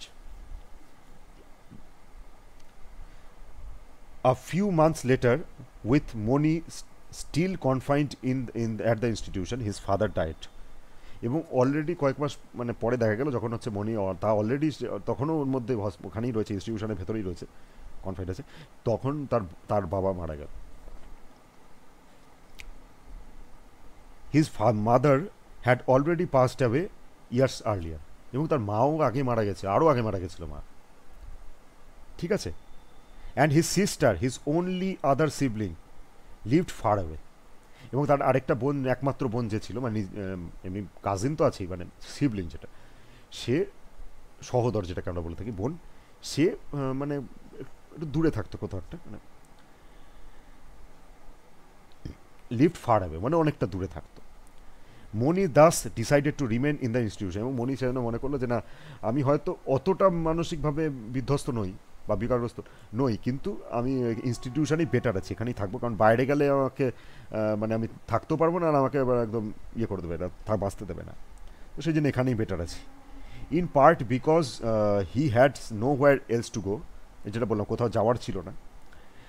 সাইকিয়াট্রিস্টস discourage the use of archaic phrase mental asylum, but for Moni the description had come to be clingingly accurate. This was one place that offered him the shelter and safety that had been missing from his life. বিরাট কথা, এটা বিরাট deep কথা বলে দিয়েছে, মানে philosophical কথা বলে দিয়েছে। Mental asylum বলতে কি বলা হয়? শেল্টার। অ্যাসাইলাম মানে মানে যেখানে যেখানে লোকে আশ্রয় নিতে পারে, নিরাপদ আশ্রয় নিতে পারে, that is asylum. Mental asylum এই জন্য বলে কারণ যারা মানসিকভাবে গ্রস্ত, তারা একটা সাধারণ লাইফ লিড করতে পারে না, বা স্বাভাবিক সমাজে তারা অন্যের ক্ষতি করে দিতে পারে, এবং অন্যেরাও তার ক্ষতি করে থাকে, চাক বা না চাক, বা তাদের অজ্ঞতার কারণে হোক, বা অশিক্ষার কারণে হোক, সীমিত শিক্ষার কারণে হোক, যে কোনো কারণ, পাগল যদি কেউ মেন্টালি ইয়ে থাকে, তাকে খারাপভাবে ট্রিট করা হয় এবং তাকে অপদস্থ করা হয়, এবং তার বেঁচে থাকা সম্ভব হয় না, এবং ন্যাচারালি সে মারা যায়। কিন্তু মেন্টাল অ্যাসাইলামে গেলে সেখানে তার একটা মানে মনে করা হয় যে সে সেখানে তাকে যেরকমভাবে ট্রিট করা যায় সেভাবে ট্রিট করা হবে আর কি, এবং তার যদি যেরকম প্রসেস হয়, তাকে অনেক সময় অনেক শখ দিয়ে অনেক কিছু করে ফেলে, বাট উদ্দেশ্যটা সেটাই। তো সেই জন্য সাইকিয়াট্রিস্ট বা যারা হয়ে থাকে, তারা অনেক সময় ভুল হয়ে যায়, এটা তো পুরোপুরি মেডিকেল সায়েন্স নয়, সাইকোলজি জিনিসটা অনেকটা experimental, psychology is more of experimental framework বা মডেল। অন্যান্য জিনিসগুলো অতটা এক্সপেরিমেন্টাল নয়, মানে ওটাতে একটা এম্পেরিক্যাল এভিডেন্স বা যাই হোক ইয়ে থাকে। সাইকোলজিটা হচ্ছে মানে শুধু পেশেন্টের উপর স্টাডি করে করে করে করে করে করে করে করে করে সেটা ট্রিটমেন্ট ইয়ে করা হয়, বা ডায়াগনোসিসটাও তাই হয়। একই জিনিস অনেকের মধ্যে রিপিট হতে হতে হতে হতে হতে সেটার মধ্যে প্যাটার্ন এইরকমভাবে জিনিসটা ডেভেলপ করেছে। ইনফ্যাক্ট সিগমন্ড ফ্রয়েড নিজেও নিউরোলজিস্ট ছিলেন, ডাক্তার ছিলেন, নিউরোলজিস্ট ছিলেন, কিন্তু তার পেশেন্টদেরকে দেখতে দেখতে তিনি হঠাৎ করে রিয়েলাইজ করলেন যে নিউরন বা যেগুলো ফিজিক্যাল থিংস সেইগুলোর তো মানে একরকম ঠিক আছে ট্রিটমেন্ট করা যাবে, হ্যাঁ, নার্ভ রিলেটেড কোনো ইস্যু হলো কিছু হলো সেই ধরনের রোগ সেগুলোই করে, কিন্তু হোয়াট অ্যাবাউট মাইন্ড?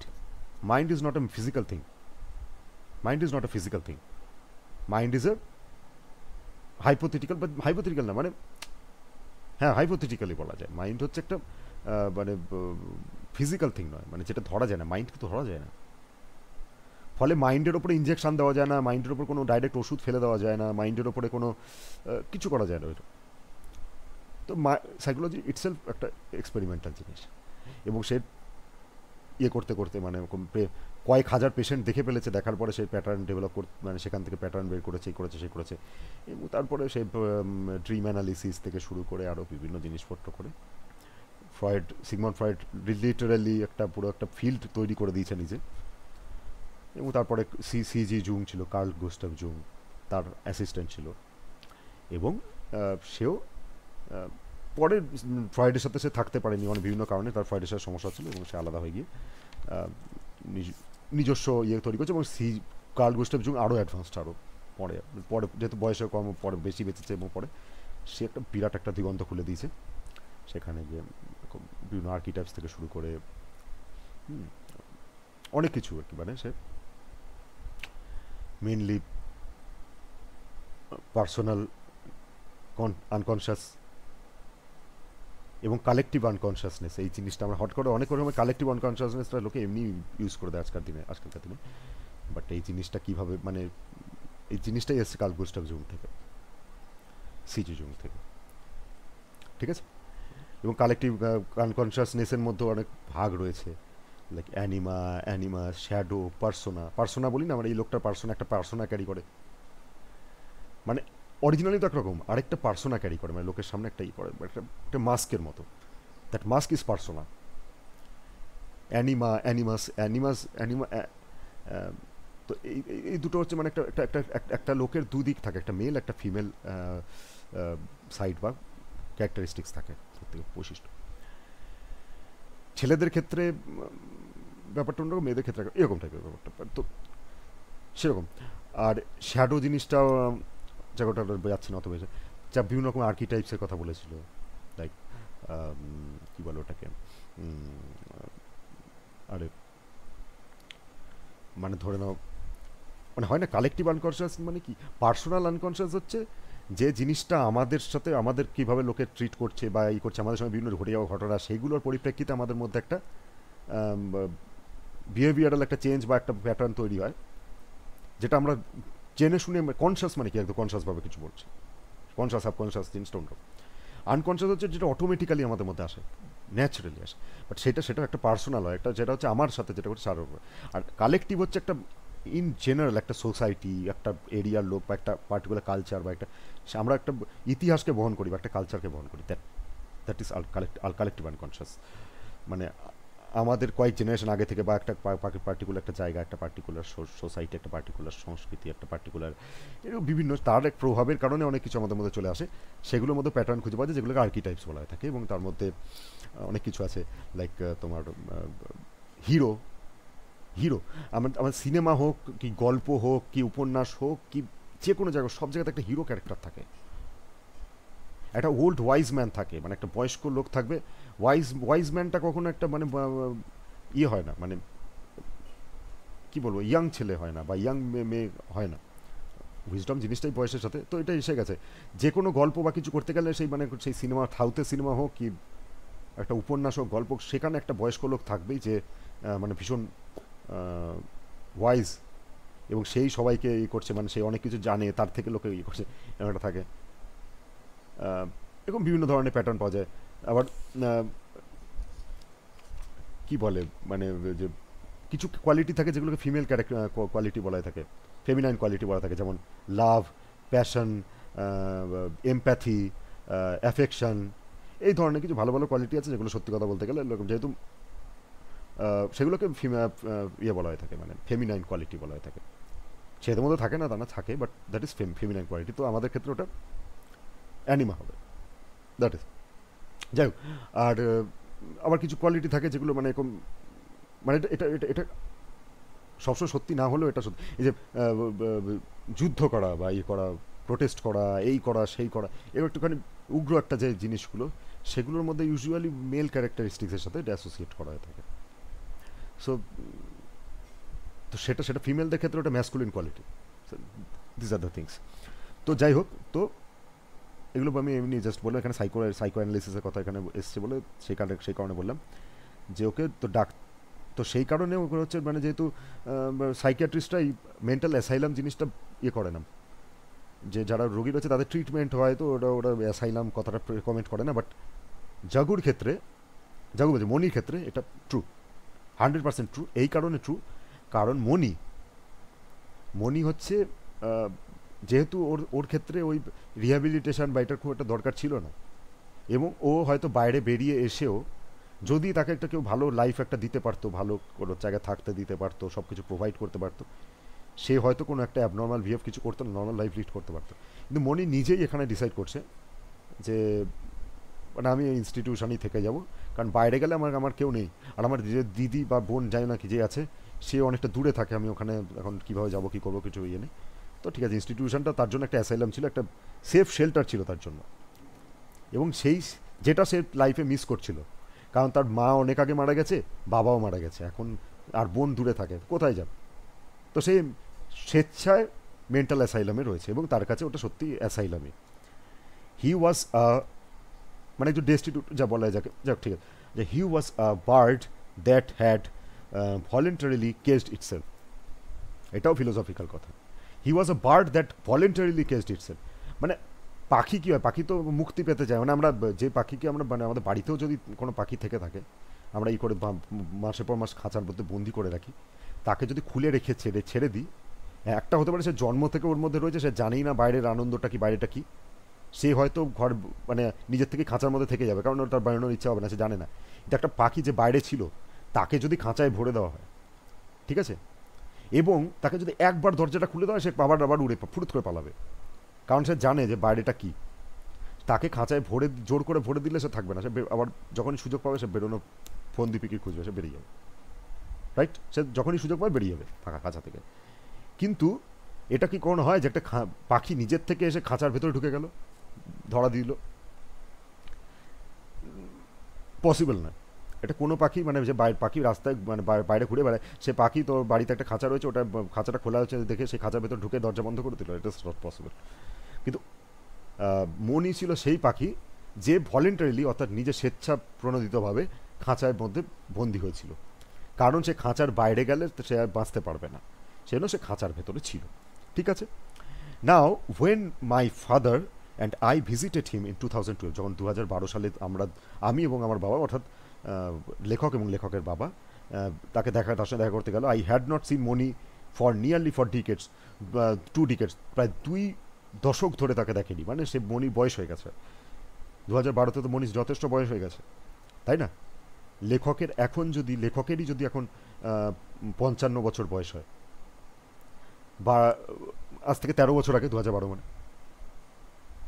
তার মানে তখন তার লেখকের 43 বছর বয়স, তার কাজিন মানে তারও বয়স আছে, একটা যথেষ্ট পূর্ণবয়স্ক একটা লোক। Even so I had expected to recognise him, but the person I met in the visiting room bore such little resemblance to my memory of my cousin that had his attendant not confirmed the name, I could easily have been meeting a stranger. মানে বলছে আমি স্বাভাবিকভাবে 2 দশক পরে দেখলো, আমি ভাবছিলাম কিছু তো রিজেমব্লেন্স থাকবে, দেখে তো বুঝতে পারবো যে এটা কে, কিন্তু এতটাই পাল্টে গেছিল ওখানে, মানে তার অ্যাপিয়ারেন্স, যে মানে আমাকে ওখানে যদি অ্যাটেন্ডেন্ট আমাকে উপস্থিত থেকে আমাকে বলে না দিত এই যে এটাই তোমার কাজিন, এটাই মনি, তাহলে আমি ইজিলি আমি ভাবতাম যে আমি একটা স্ট্রেঞ্জারের সঙ্গে দেখা করছি, ধরেই নিতাম। He had aged beyond his years. মানুষের এজিং প্রসেসটা পুরোপুরি তার দুটো জিনিসের উপর নির্ভর করে, তার তিনটে জিনিস। একটা জীবনযাত্রা, তিনটে না চারটি বয়স, একটা তো হেলথ কন্ডিশন, অবশ্যই কোনো মেডিকেল কন্ডিশন থাকলে তার, যার কারণে তার বয়স র্যাপিডলি বাড়ছে, সেটা বাদ দিলাম। আর এটা হচ্ছে লাইফস্টাইল রুটিন, আর এটা হচ্ছে ফুড হ্যাবিট, কী খাচ্ছে না খাচ্ছে। যারা অতিরিক্ত বড় লোক, প্রচুর মানে সেই রকম খাবার টাবার, নিউট্রিশনিস্ট, ডায়েটিশিয়ান অমুক তমুক দিয়ে করে, তাদের দেখা যায় ন্যাচারালি যে হচ্ছে মানে বিশেষ করে অ্যাক্টর ফ্যাক্টররা তারা মেনটেন করার জন্য এত কিছু করে, এত খরচ করে ওটার পিছনে, দ্যাট ওয়ার্কস। এবং দেখা যাচ্ছে যে তারা 50 বছরের ওপর ক্রস করে গেল, তাদেরকে মনে হচ্ছে 30s বয়স আছে। কিন্তু একটা সাধারণ মানুষ এবং একটা অত্যন্ত দরিদ্র যদি হাওয়াতে যে খেতে পাচ্ছে না সেই মানুষ, তাদের দেখা যায় যে 30 বছর হয়ে গেলেই তার 50-এর ওপর বয়স মনে হচ্ছে। হ্যাঁ, মানে শুকিয়ে টুকিয়ে গিয়ে এমন একটা হয়ে যায়। তো ফলে হচ্ছে মানে আমাদের এবং তার অর্থনৈতিক অবস্থা, ফুড হ্যাবিট যেটার উপর নির্ভর করে, এবং আরেকটা হচ্ছে তার মানসিক অবস্থা।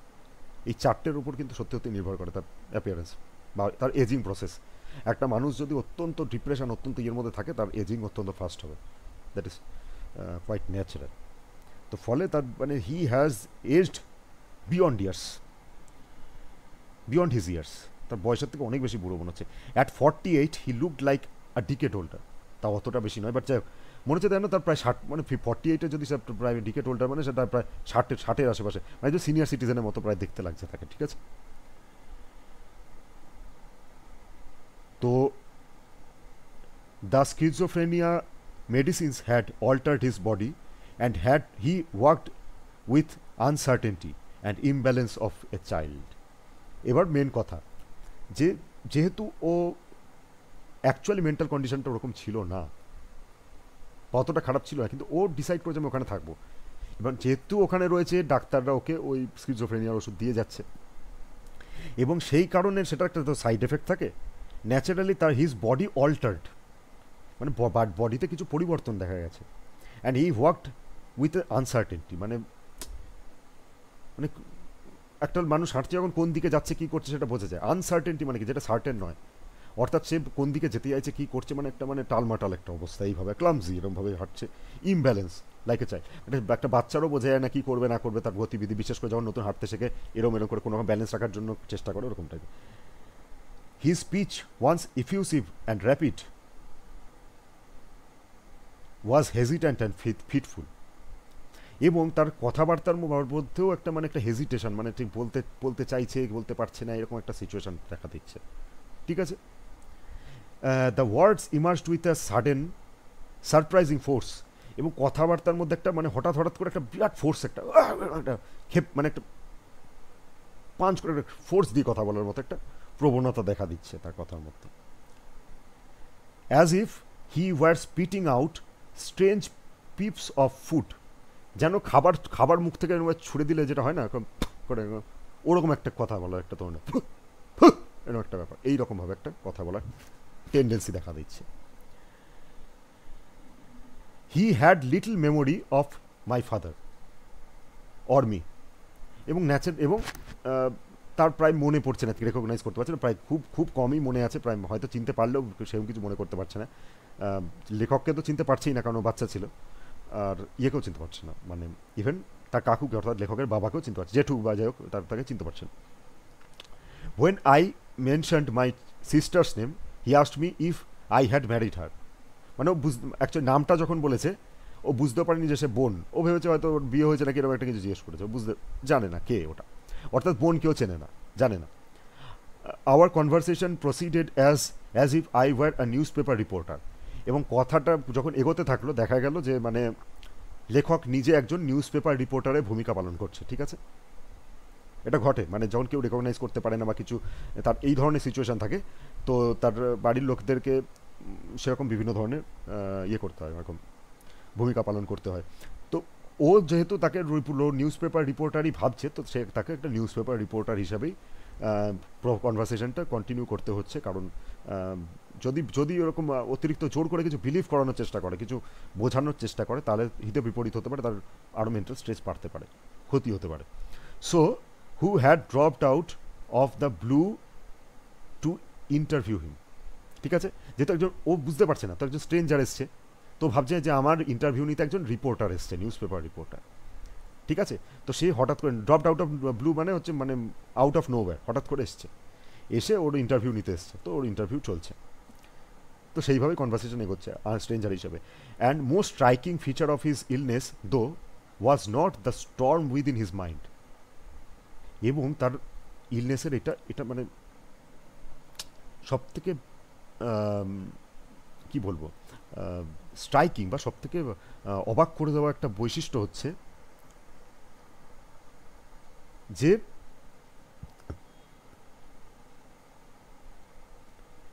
ওয়াজ not storm within his mind, মানে মাথায় মাথায় ঝড় চলছে এরকম নয় ব্যাপারটা, but the lull in his eyes. The word Moni means gem in Bengali, but in common usage it also refers to something ineffably beautiful. মানে এমনি মনি মানে তো জেম, আমরা তো বাঙালি তো বাংলা তো জানি মনি মানে জেম, বাট মানে কোনো কিছু যদি অত্যন্ত বেশি মানে সুন্দর, অত্যন্ত মূল্যবান এরকম একটা কিছু হয় সেটাকে আমরা মনি বলে থাকি। বা সেটা যেমন অত্যন্ত প্রিয়ও হতে পারে, যেমন আমার চোখের মনি, অবশ্যই চোখের আইসটাকে আমি মনি ওই জন্যই বলেছিলাম, বাট যাই হোক চোখের মনি ব্যাপারটা আমরা ওইভাবে বলি। মুসলিম তার চোখের মনি, হিন্দু তাহার প্রাণ, হিন্দু মুসলমান ওরকম। ঠিক আছে, ওর একই বৃন্তে দুটি কুসুম, হিন্দু মুসলমান, মুসলিম তার নয়নমণি, হিন্দু তাহার পান। তো মণিটা এতটাই ইম্পর্টেন্ট, এতটাই ভালোবাসার একটা জিনিস, বা যাই হোক। তো but in common usage ineffably beautiful and the shining pin pricks of light in each eye, যেটা আমরা বলেছি চোখের যে আইরিসটা, ওটাকে আমরা মণি বলে থাকি, বা শাইনিং পিন প্রিক্স, বা চোখের মধ্যে একদম আইরিসের মাঝখানে মাঝখানে যেটা থাকে না, চকচক লাইট পড়লে জলে যেটা, দ্যাট ইজ আমরা বলি মনি, সেটাই বলছে।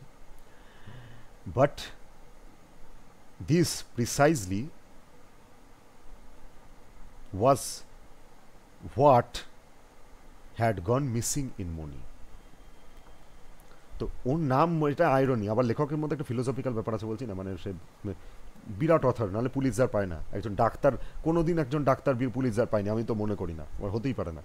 তাই একজন ডাক্তার যে অ্যাকচুয়ালি যতটা ভালো ডাক্তার বা যতটা ভালো ততটাই ভালো গবেষক, এবং তার থেকেও ভালো বোধহয় রাইটার। ঠিক আছে, এবং ঘটনাচক্রে সে বাঙালি, এটা আমাদের খুব গর্বের ব্যাপার। তো মনির চোখে যে মানে ওই উজ্জ্বল্য, সেটাই চলে গেছে, মিসিং হয়ে গেছে, ম্যাট হয়ে গেছে। ফলে মনির চোখের মনিটাই আর মানে মিসিং মনে হচ্ছে, দ্যাট মনিরই মনিটা মানে মনে হচ্ছে আমার পাচ্ছি না কোথাও আর কি আমারটা। তো that twin points of light in his eyes had dulled, বললাম না ডাল হয়ে গেছে, মানে একদম ম্যাটে হয়ে গেছে, অ্যান্ড নিয়ারলি ভ্যানিশড, মানে নেই, মানে বলতে চাইছে যে একটা মানুষ যখন উজ্জ্বল্য কখন দেখা যায়, মানে স্কিন গ্লো করা থেকে শুরু করে চোখ থেকে শুরু করে সব কিছু পুরোপুরি ওভারঅল মুখটা গ্লো করে যখন মানুষ হ্যাপি থাকে। আর যখন মানুষ একটা মানে খুব ডিপ্রেশন বা ইয়ের মধ্যে থাকে, তার ন্যাচারালি তার চোখ মুখ দেখলেই বোঝা যায় যে মানুষটা ভালো নেই। ঠিক আছে, তো nearly vanished as if someone had entered his eyes with a minute paint brush and painted them grey. বলে আমরা পুরো ফিলোসফিক্যাল লেখা লিখছে, যে যেন মনে হচ্ছে একজন কোনো একটা পেইন্টার বা একজন আর্টিস্ট, চিত্রকর, সে একটা ব্রাশ নিয়ে, একটা তুলি নিয়ে ছোট্ট একটা ইয়ে নিয়ে চোখের ভেতর ঢুকে গেছে, এবং গিয়ে পুরো ওই মনিটাকে রং করে দিয়েছে, গ্রে কালারের রং করে দিয়েছে, যাতে ওটার মধ্যে আর কোনো গ্লেজ না থাকে, চকচক না করে। ঠিক আছে, তো যাই হোক, তো নেক্সট পার্টটা, প্রোলগটার অনেকটাই লম্বা আছে, বাট নেক্সট ইয়েতে প্রোলগটা শেষ হয়ে যাবে। তারপর প্রোলগটা শেষ হওয়ার পরে দ্য ওয়ার্ল্ড গার্ডেন থেকে অ্যাকচুয়ালি হিস্ট্রিটা শুরু হবে। এটা প্রোলগটা লোকে পড়ে না, ইনফ্যাক্ট আমি যখন বইটা পড়েছিলাম না, আমি এখন এই মনি পার্টটা আমি খুব ফাস্ট পড়ে নিয়েছিলাম। ঠিক আছে, আমি ওটা স্কিপই করার চেষ্টা করেছিলাম, কারণ আমার ইন্টারেস্টটা ছিল যে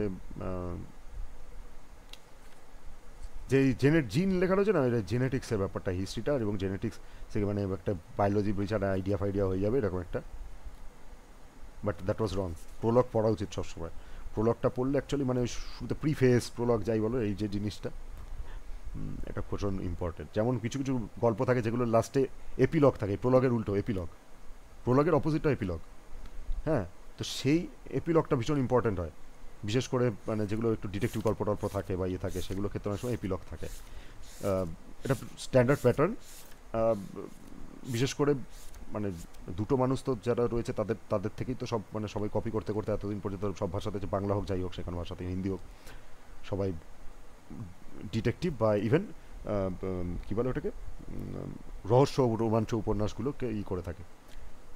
একটা হচ্ছে আর্থার কোনান ডয়েল, তার শার্লক হোমস, যাদের ডিটেকটিভ গল্প আছে সব জায়গায়, সবাই ফেলুদা কিছুটা কম, ব্যোমকেশ তো পুরোপুরি মানে শার্লক হোমসের বাংলা বলা মানে সংস্করণ বলা যেতে পারে। ওখানে ওখানে শুধু ওয়াটসন থাকে, সে ডাক্তার, ডক্টর ওয়াটসন, এখানে লেখক অজিত। তো ব্যাপারটা ওই ওই কম্বিনেশন সব রকম মানে অনেক অনেক প্রভাব আছে, ঠিক আছে। আর ফেলুদার রয়েছে, যাই হোক সবার মধ্যেই রয়েছে। ইভেন আরেকটা হচ্ছে আগাথা ক্রিস্টি, দ্য গ্রেটেস্ট, এই দুজনই কুইন অফ মিস্ট্রি। যত মিস্ট্রি, যত ইয়ে লেখা হবে আজ মানে সারা পৃথিবীতে যত কিছু হয়েছে, ইভেন অ্যালফ্রেড হিচককের সিনেমা পর্যন্ত, যাই হোক না কেন, সবার মধ্যে আগাথা ক্রিস্টির প্রভাব আছে, সবাই আগাথা ক্রিস্টি পড়েছে। তো সেইখানেও এই জিনিসটা মানে যাই হোক, হ্যাঁ, তো যাই হোক, তো ওটাই বলছিলাম। তো আগাথা ক্রিস্টি সেখানেও দেখা যায় যে ওটার মানে আগাথা ক্রিস্টির প্রভাবটা প্রচণ্ড রকমভাবে আছে এদের মধ্যেও, ঠিক আছে।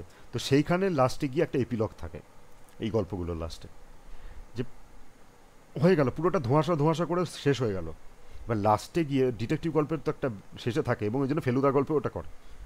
লাস্ট যখন কেস সলভ হয়ে যায়, ফেলুদা হট করে সলভ করে দিল কেস, ওখানে গল্প শেষ করে দিলে লোকের হয়ে যাবে। কিন্তু লাস্টে গিয়ে খুব বোকা বোকা লাগলো, সিনেমাতে খুব বোকা বোকা লাগে, কিন্তু ওটার দরকার এপিলগ। সেটা লাস্টে গিয়ে ফেলুদা যাদের কেস সলভ করে তাদেরকে এবার বিবরণ দেয় যে আমি কী করে সলভ করলাম। বাকিরা বলে আপনি তো জিনিয়াস মশাই, আপনি কী করে সলভ করে দিলেন। তখন সে বলে যে কখন কোথায় কোথায় কী ক্লু পেয়েছিল, আর সেটা থেকে কীভাবে তাকে মানে সে সেটা মানে ডাইরেক্ট করেছে অন্যদিকে একটা, মানে এই ডিরেকশানে আমি গেছি, তারপরে সেটাকে ট্র্যাক করে ট্রেস করে সেটা বলে, সেটা হচ্ছে এপিলগ। সেটা হচ্ছে পুরো পাজলটাকে সলভ করে, যে না এই সিরিজ অফ ইভেন্টসগুলো হয়েছিল যেখানে আমরা অনেক কিছু মিস করে যাই, বুঝতে পারি না। এবার অ্যাকচুয়ালি সেই সময় বা ইগনোর করে দিই, অ্যাকচুয়ালি সেটার মধ্যে কিছু ছিল যেটা আমরা বুঝতে পারিনি বা আমাদেরকে ইচ্ছে করে বুঝতে দেওয়া হয়নি, কিন্তু সেইটা ফেলুদা নোটিস করেছিল এবং ফেলুদা বুঝেছিল, এবং ফেলুদা পরে গিয়ে সেটা ব্যাখ্যা করে দেয় যে আসলে ওই সময় যে মানে এটা হলো না, যে তো সেইটার থেকে আমি বুঝেছিলাম যে হচ্ছে এটা আসলে ওরকম, যে ওনার কথা, উনি যেই মুহূর্তে ভাত খেতে শুরু করলো, শুক্তোটা লাস্টে খেলেন, হ্যাঁ, শুক্তো এবং শাকটা লাস্টে খেয়ে আগে চিকেনটা খেয়ে নিলেন, এ ডেফিনেটলি বাঙালি নয়, বাঙালি সাজার চেষ্টা করছে, এই ধরনের ব্যাপারটা। অন্য লোক ভাবে যা ইচ্ছে হচ্ছে ওরম ভাই খেতে পছন্দ করে খাচ্ছে না, একজন বাঙালি কখনোই শাক নিম পাতা বাটা যদি থাকে, কেউ নিম পাতাটা দিয়ে আগে মেখে নেবে, খেয়ে নেবে, তারপরে ডাল দিয়ে মাখবে, বা শাক থাকলে শাক দিয়ে মাখবে, হ্যাঁ, তারপর শুক্তো থাকলে শুক্তো দিয়ে মাখবে, তারপরে ঝোল ফোল যা হলো সেটা নিল, মাংস। কেউ কখনো মাংস দিয়ে শুরু করে লাস্টে শাক খাবে না, কোনো বাঙালি খেতে পারে না এটা। মাছ মাংস আগে খেয়ে পরে শাক খাচ্ছে, এটা হতে পারে না, চান্স নেই, খুব রেয়ার কেস হতে পারে সেরকম ব্যাপারটা। তো এপিলগে ওটা থাকে। তো এপিলগ প্রোলগ ভীষণ important, that is Y I am reading this Prolog. তারপরে পুরো টপিকে ঢুকে যাবে, সেখান থেকে একদম মানে হেভি একদম, মানে ফার্স্ট চ্যাপ্টারে হয়তো অতটা নেই, মিসিং সায়েন্স অফ হেরিডিটি একটা জায়গা থেকে শুরু হবে, হ্যাঁ কারেক্ট, ফার্স্ট চ্যাপ্টারটাতে নেই, দ্য মিস্ট্রি অফ মিস্ট্রি, হ্যাঁ এই তো, হ্যাঁ কারেক্ট। তো এইখানটাতে আমরা অ্যাকচুয়ালি পিথাগোরাসের টাইম থেকে একদম পাবো, একদম পিথাগোরাস কিন্তু পিথাগোরাসের আগে কিছু আমরা ওইভাবে কিন্তু পাই না। ইভেন সায়েন্সের আগে তো ফিলোসফি ছিল, ফিলোসফি থেকে সব কিছু ন্যাচারাল ফিলোসফি থেকে ফিজিক্স বা এইসবগুলো ডেভেলপ করেছে। আগে তো দর্শন, আগে চিন্তা করতে হবে, তারপরে না সেটার থেকে একটা মানে বিজ্ঞান ডেভেলপ করবে। আগে তো লোকে বলে যে যেখান থেকে বিজ্ঞান শেষ সেখান থেকে দর্শনের শুরু, একদম ফালতু কথা। দর্শন থেকেই বিজ্ঞান আসে, বিজ্ঞানের শেষে দর্শন শুরু হয় না। দর্শন আছে বলে বিজ্ঞান ইভলভ মানে এসছে, তো এটা খুবই বাজে কথা যে বিজ্ঞান শেষ সেখান থেকে যুক্তি শুরু হয়, বা ফালতু কথা। ইভেন আমরা যে হাইপোথিসিস অমুক তমুক যেগুলো মানে যেগুলো আগে অ্যাজিউম করে থাকি আমরা, সেগুলো প্রাইমারিলি ওটা একটা ফিলোসফিক্যালি স্টেজে থাকে, যতক্ষণ পর্যন্ত ওটা থিসিস বা এরকম মানে একটা থিওরির মতো একটা ইয়ে রয়েছে, কিন্তু ওটা প্র্যাকটিক্যাল এম্পেরিক্যাল কোনো এভিডেন্স নেই, সেটাকে আমরা বলতে পারি না যে হচ্ছে মানে 100% ইয়ে করতে পারি না। ওটা একটা থিঙ্কিং, একটা thought process, that is also, তো সেটা পিছনে ফিলোসফি থাকে ব্যাপারটা তো ওইটাই। তো পিথাগোরাস হচ্ছে একদম শুরুতে, আমরা মেনলি সক্রেটিস বই লিখতো না, তখনও বই আসেনি, সক্রেটিস শুধু বলে গেছে, একটাও বই লেখেনি, কিন্তু সক্রেটিসের বাণীগুলো প্লেটো লিখে গেছে, কারণ প্লেটো হচ্ছে সক্রেটিসের ছাত্র। আবার প্লেটোর ছাত্র হচ্ছে অ্যারিস্টটল, যে সবথেকে বিখ্যাত দুটো লোক, প্লেটো আর অ্যারিস্টটল। আর সক্রেটিস যা বলেছে, সক্রেটিসের কথাগুলো মানে এতটাই ইয়ে ছিল, প্লেটো অ্যাডমায়ার করতে পারে, মোরাললেস প্রায় সবটাই ডকুমেন্ট করে গেছে প্লেটো। ইভেন তার রিপাবলিক বা এসব বই টইগুলো যেগুলো লিখে গেছে, সেগুলোর মধ্যে প্লেটোকে মেন ক্যারেক্টার হিসেবে রেখেছে, মানে প্লেটো বলছে, প্লেটোর কনভারসেশনের মাধ্যমে সে পুরোটা ব্যাখ্যা, প্লেটো বলছে, সরি, সক্রেটিসের দৃষ্টিতে বা সক্রেটিসের ইয়েতে সব বলছে, যে সক্রেটিস বলছে এবং আসছি ওই খেতে আসছি, সক্রেটিস বলছে এবং সক্রেটিসের মানে বয়ানে তার একাধিক ছাত্র রয়েছে আর কি, তাদের তাদের বা যে লোক রয়েছে, র্যান্ডম ক্যারেক্টার রয়েছে, তাদের চ্যাপ্টার রয়েছে, তাদের সাথে কনভারসেশন চলছে এবং তার থ্রুতে বিভিন্ন জিনিসপত্র রয়েছে। তো এই পিথাগোরাস তারও আগে, সক্রেটিসেরও আগে, প্রচুর ওল্ড বিভিন্ন ইয়ে ছিল সেই, তার মধ্যে সক্রেটিস, তো পিথাগোরাসের থেকে শুরু করে একদম আমরা পর পাবো যে জেনেটিক্সের ধারণা, কিছু খুব বোকা বোকা সব ধারণা থাকবে, ঠিক আছে, যেগুলো নিয়ে হাসি পাবে, রীতিমতো হাসি পাবে, যেরকম চিন্তা ভাবনা করতো, যেমন হিমঙ্কুলাস বলে একটা ইয়ে ছিল, যে আমাদের আমাদের বাড়িতে বা বডিতে অসংখ্য ছোট ছোট মানুষ আছে, ঠিক আছে, এবং সেগুলো আমাদের রক্তের মধ্যে ঘুরে বেড়ায়, আমাদের রক্তের মধ্যে এরকম ছোট ছোট, মানে দ্যাট ইজ, মানে চিন্তা ভাবনাটা কিন্তু ট্রু, হ্যাঁ ভুল কিন্তু নয়, আমার রক্তের মধ্যে বলছে, মানে আমরা জিন ডিএনএ বুঝি না, কিন্তু বাট এটা তো ট্রু যে সেলের মধ্যে থাকে, মানে ডিএনএ তো অন্য কোথাও থাকে না, সেলেই থাকে, ঠিক আছে, নিউক্লিয়াস তো একটা জিনিস, তো ফলে যাই হোক, তো রক্তের মধ্যে ওরকম ছোটো ছোটো ছোটো ছোটো মানে রক্ত মনে করা হতো না অ্যাকচুয়ালি, শুধু মনে করা হতো সারা বডিতে ঘুরে বেড়ায়, ঠিক আছে, আমাদের সারা বডিতে প্রচুর ওরকম হিমাঙ্কুলাসের মতো জিনিসপত্র, ছোটো ছোটো মানুষের ছোটো ক্ষুদ্র ভার্সন ঘুরে বেড়াচ্ছে, হ্যাঁ, এবং সেগুলো আর কি ট্রান্সফার হচ্ছে একটা মানুষের থেকে একটা মানুষের মধ্যে, এবং পুরো ওই প্যাট্রিয়ার্কিটা এমন লেভেলে ছিল একটা সময়, যে মানে অ্যাকচুয়ালি মানে যে এটা তো ট্রু যে হচ্ছে মানে কি বলে, যে একটা মানুষ জন্ম হচ্ছে, ঠিক আছে, সে থেকে জন্মাচ্ছে, ঠিক আছে, তো সেটা ডাইরেক্টলি বলতে পারছে না যে হচ্ছে না একটা ছেলে, কিন্তু যেহেতু মেল ডমিনেটেড সোসাইটি ছিল, যে যে অ্যাকচুয়ালি উম্পটা হচ্ছে মানুষকে নারিশ করার জন্য বা ওটাকে পুষ্টি দেওয়ার জন্য, করার জন্য, বেড়ে ওঠার জন্য, ওটা জাস্ট একটা শেল মতো ইয়ে টাইপের, ওর মধ্যে পুষ্টি পায়, ঠিক আছে, কিন্তু যত কোয়ালিটিস যা কিছু সব কিছু ইয়ের থেকে আসছে, মেল থেকে আসছে, অ্যাবসার্ড, বাট তো এইরকম ধরনের বহুদিন পর্যন্ত ওটা চলেছে, ঠিক আছে, তো ওটা বহুদিন পর্যন্ত চলেছে, তারপরে, এবং এটা আমাদের জেনেটিক্সের হিস্ট্রিটা খুব নতুন নয়, ফারউইনের পরে মেন্ডেল অনেক চেষ্টা করেছে, তখনও পর্যন্ত বহুত উল্টোপাল্টা থিওরি চলেছে, এবং আলটিমেটলি যখন লোকে এই জেনেটিক্সটা পেয়ে গেছে, আমি ওটা ব্রিফলি বলেছি, জেনে গেছে, সেই সময়ও প্রচুর মানে খুব ওটা নিয়ে যাতা শুরু হয়ে গেছিলো, হ্যাঁ, আমাদের যে রেস নিয়ে যেটা চলে না আমাদের, যে মানে কি বলে ওটাকে, রেসিয়াল ডিসক্রিমিনেশন বলবো না, রেসিয়াল ডিসক্রিমিনেশন নয়, হিটলার, আমাদের জার্মানিতে হিটলার বলে না এরকম, যে রেসিয়াল ইম্পিওরিটি, একদিকে পিওরিটি একদিকে ইম্পিওরিটি, মানে আমরা পিওর আরিয়ান ব্লাড, আমরা সুপিরিয়র, আমরা থাকবো, বাকি যারা রয়েছে তারা ইনফিরিয়র, তাদেরকে এলিমিনেট করে দেবো, এই যে মানসিকতাটা, এইটা জেনেটিক্সের থেকে আসে, এবং এটাকে মেডিকেল টার্মে একটা ইয়ে বলে, দাঁড়ানো এক সেকেন্ড আমি বলছি ওটা, বাবা টার্মটা কেন আমি মাথায় আসছে না, বাবা খুব কমন একটা টার্ম ওটা, হ্যাঁ, এখন তো হট করে পাবো না টার্মটা, ও সরি মনে পড়ে গেছে লেখা নেই, খুঁজে পেলাম না, বাট ইউজেনিক্স বলা থাকে, ঠিক আছে, ইউজেনিক্স, মানে গুড বা ভালো, দুরকম স্পেলিং হয় না, ইউটোপিয়া একটা হচ্ছে মানে ইউ একটা ইউ লিখি, ইউ দিয়ে যেটা শুধু ইউ দিয়ে যেটা ইউটোপিয়া লিখি সেটা হচ্ছে নো হোয়ার, মানে এমন জায়গা যেটা এক্সিস্ট হয় না। আর ইউ দিয়ে যেটা লিখি সেটা হচ্ছে গুড প্লেস, মানে সব কিছু ভালো যেখানে, এমন একটা দেশ ইউটোপিয়া, সেজন্য ইউটোপিয়া ইয়ে বলি। দুটো বেসিক্যালি একই জিনিস, মানে সব কিছু ভালো এরকম দেশ এক্সিস্ট করে না বাস্তবে। আর ইউরোপিয়ার উল্টোটা ডিস্টোপিয়া, মানে যেখানে সব কিছু মানে অত্যন্ত ডার্ক, অত্যন্ত খারাপ, অত্যন্ত ইয়ে মানে নরকের মতো প্রায়। That is dystopian real. আর একটা হচ্ছে ইউটোপিয়ান। সো ইউজেনিক্স অর্থাৎ ভালো জেনেটিক্স, অর্থাৎ যেটা সুপিরিয়ার, যেটা ভালো সেটাকে আমরা বেছে নেবো, আর বাকি যেটা খারাপ আছে তাদের এলিমিনেট করে দেবো। এই জিনিসটা চলে এসেছিলো, জিন চলে আসার পরে আরও খারাপ হয়ে গেছিলো ব্যাপারটা, যখন লোকে জানতে শুরু করেছিল। হ্যাঁ, বাচ্চাদেরকে ছোট ছোট বাচ্চাদেরকে একটা সময় মেলাতে ইয়ে করা হতো, এক্সিবিট করা হতো নিজের বাচ্চাদেরকে, এবং যেই বাচ্চা সব থেকে বেশি মানে সুপিরিয়ার নিজেকে দেখাতে পারতো, মানে বাচ্চা বেশি ইন্টেলিজেন্ট, বাচ্চা বেশি এফিসিয়েন্ট, এই জিনিসটা যারা দেখাতে পারতো সেই বাচ্চাকে বিজয়ী করা হতো মেলাতে, বেবি ফেয়ার হতো। এটা মজা করছি না, এটা আমাদের এখানে না, ওয়েস্টার্ন কান্ট্রিতে আমরা বলি না, ওয়েস্টার্ন কান্ট্রিগুলো খুব অ্যাডভান্স, এবং সেটা রেনেসার পরে অত্যন্ত উন্নত, যে সময় মানে ঝড়ফড় হয়ে গিয়ে মানে সেই নোবেল ফোবেল পেয়েটে বিরাট কিছু হয়ে যাচ্ছে আইনস্টাইন ফাইনস্টাইনদের যুগে, তারপরে এটা হয়েছে যে তাদেরকে সব ওই ওয়ার্ল্ড বিশ্বযুদ্ধের সমসাময়িক ওই ধরনের ওই আশেপাশে ওই সময় ওইসব হতো এগুলো আগে যে বাচ্চাদেরকে ইয়ে করা হতো ওয়েস্টার্ন কান্ট্রিগুলোতে, যে মানে যে বাচ্চা জিততো সেই বাচ্চাকে হচ্ছে মানে রোল মডেল হিসেবে দেখানো হতো, মানে যে এটা পেট স্পেসিমেন কপি একটা, এবং সেই বাচ্চাকে সেলিব্রিটি বানিয়ে দেওয়া হতো সেখানে, যেই বাচ্চা জেনেটিক্স বেসড, এই বাচ্চাটার মতো সবার হওয়া উচিত,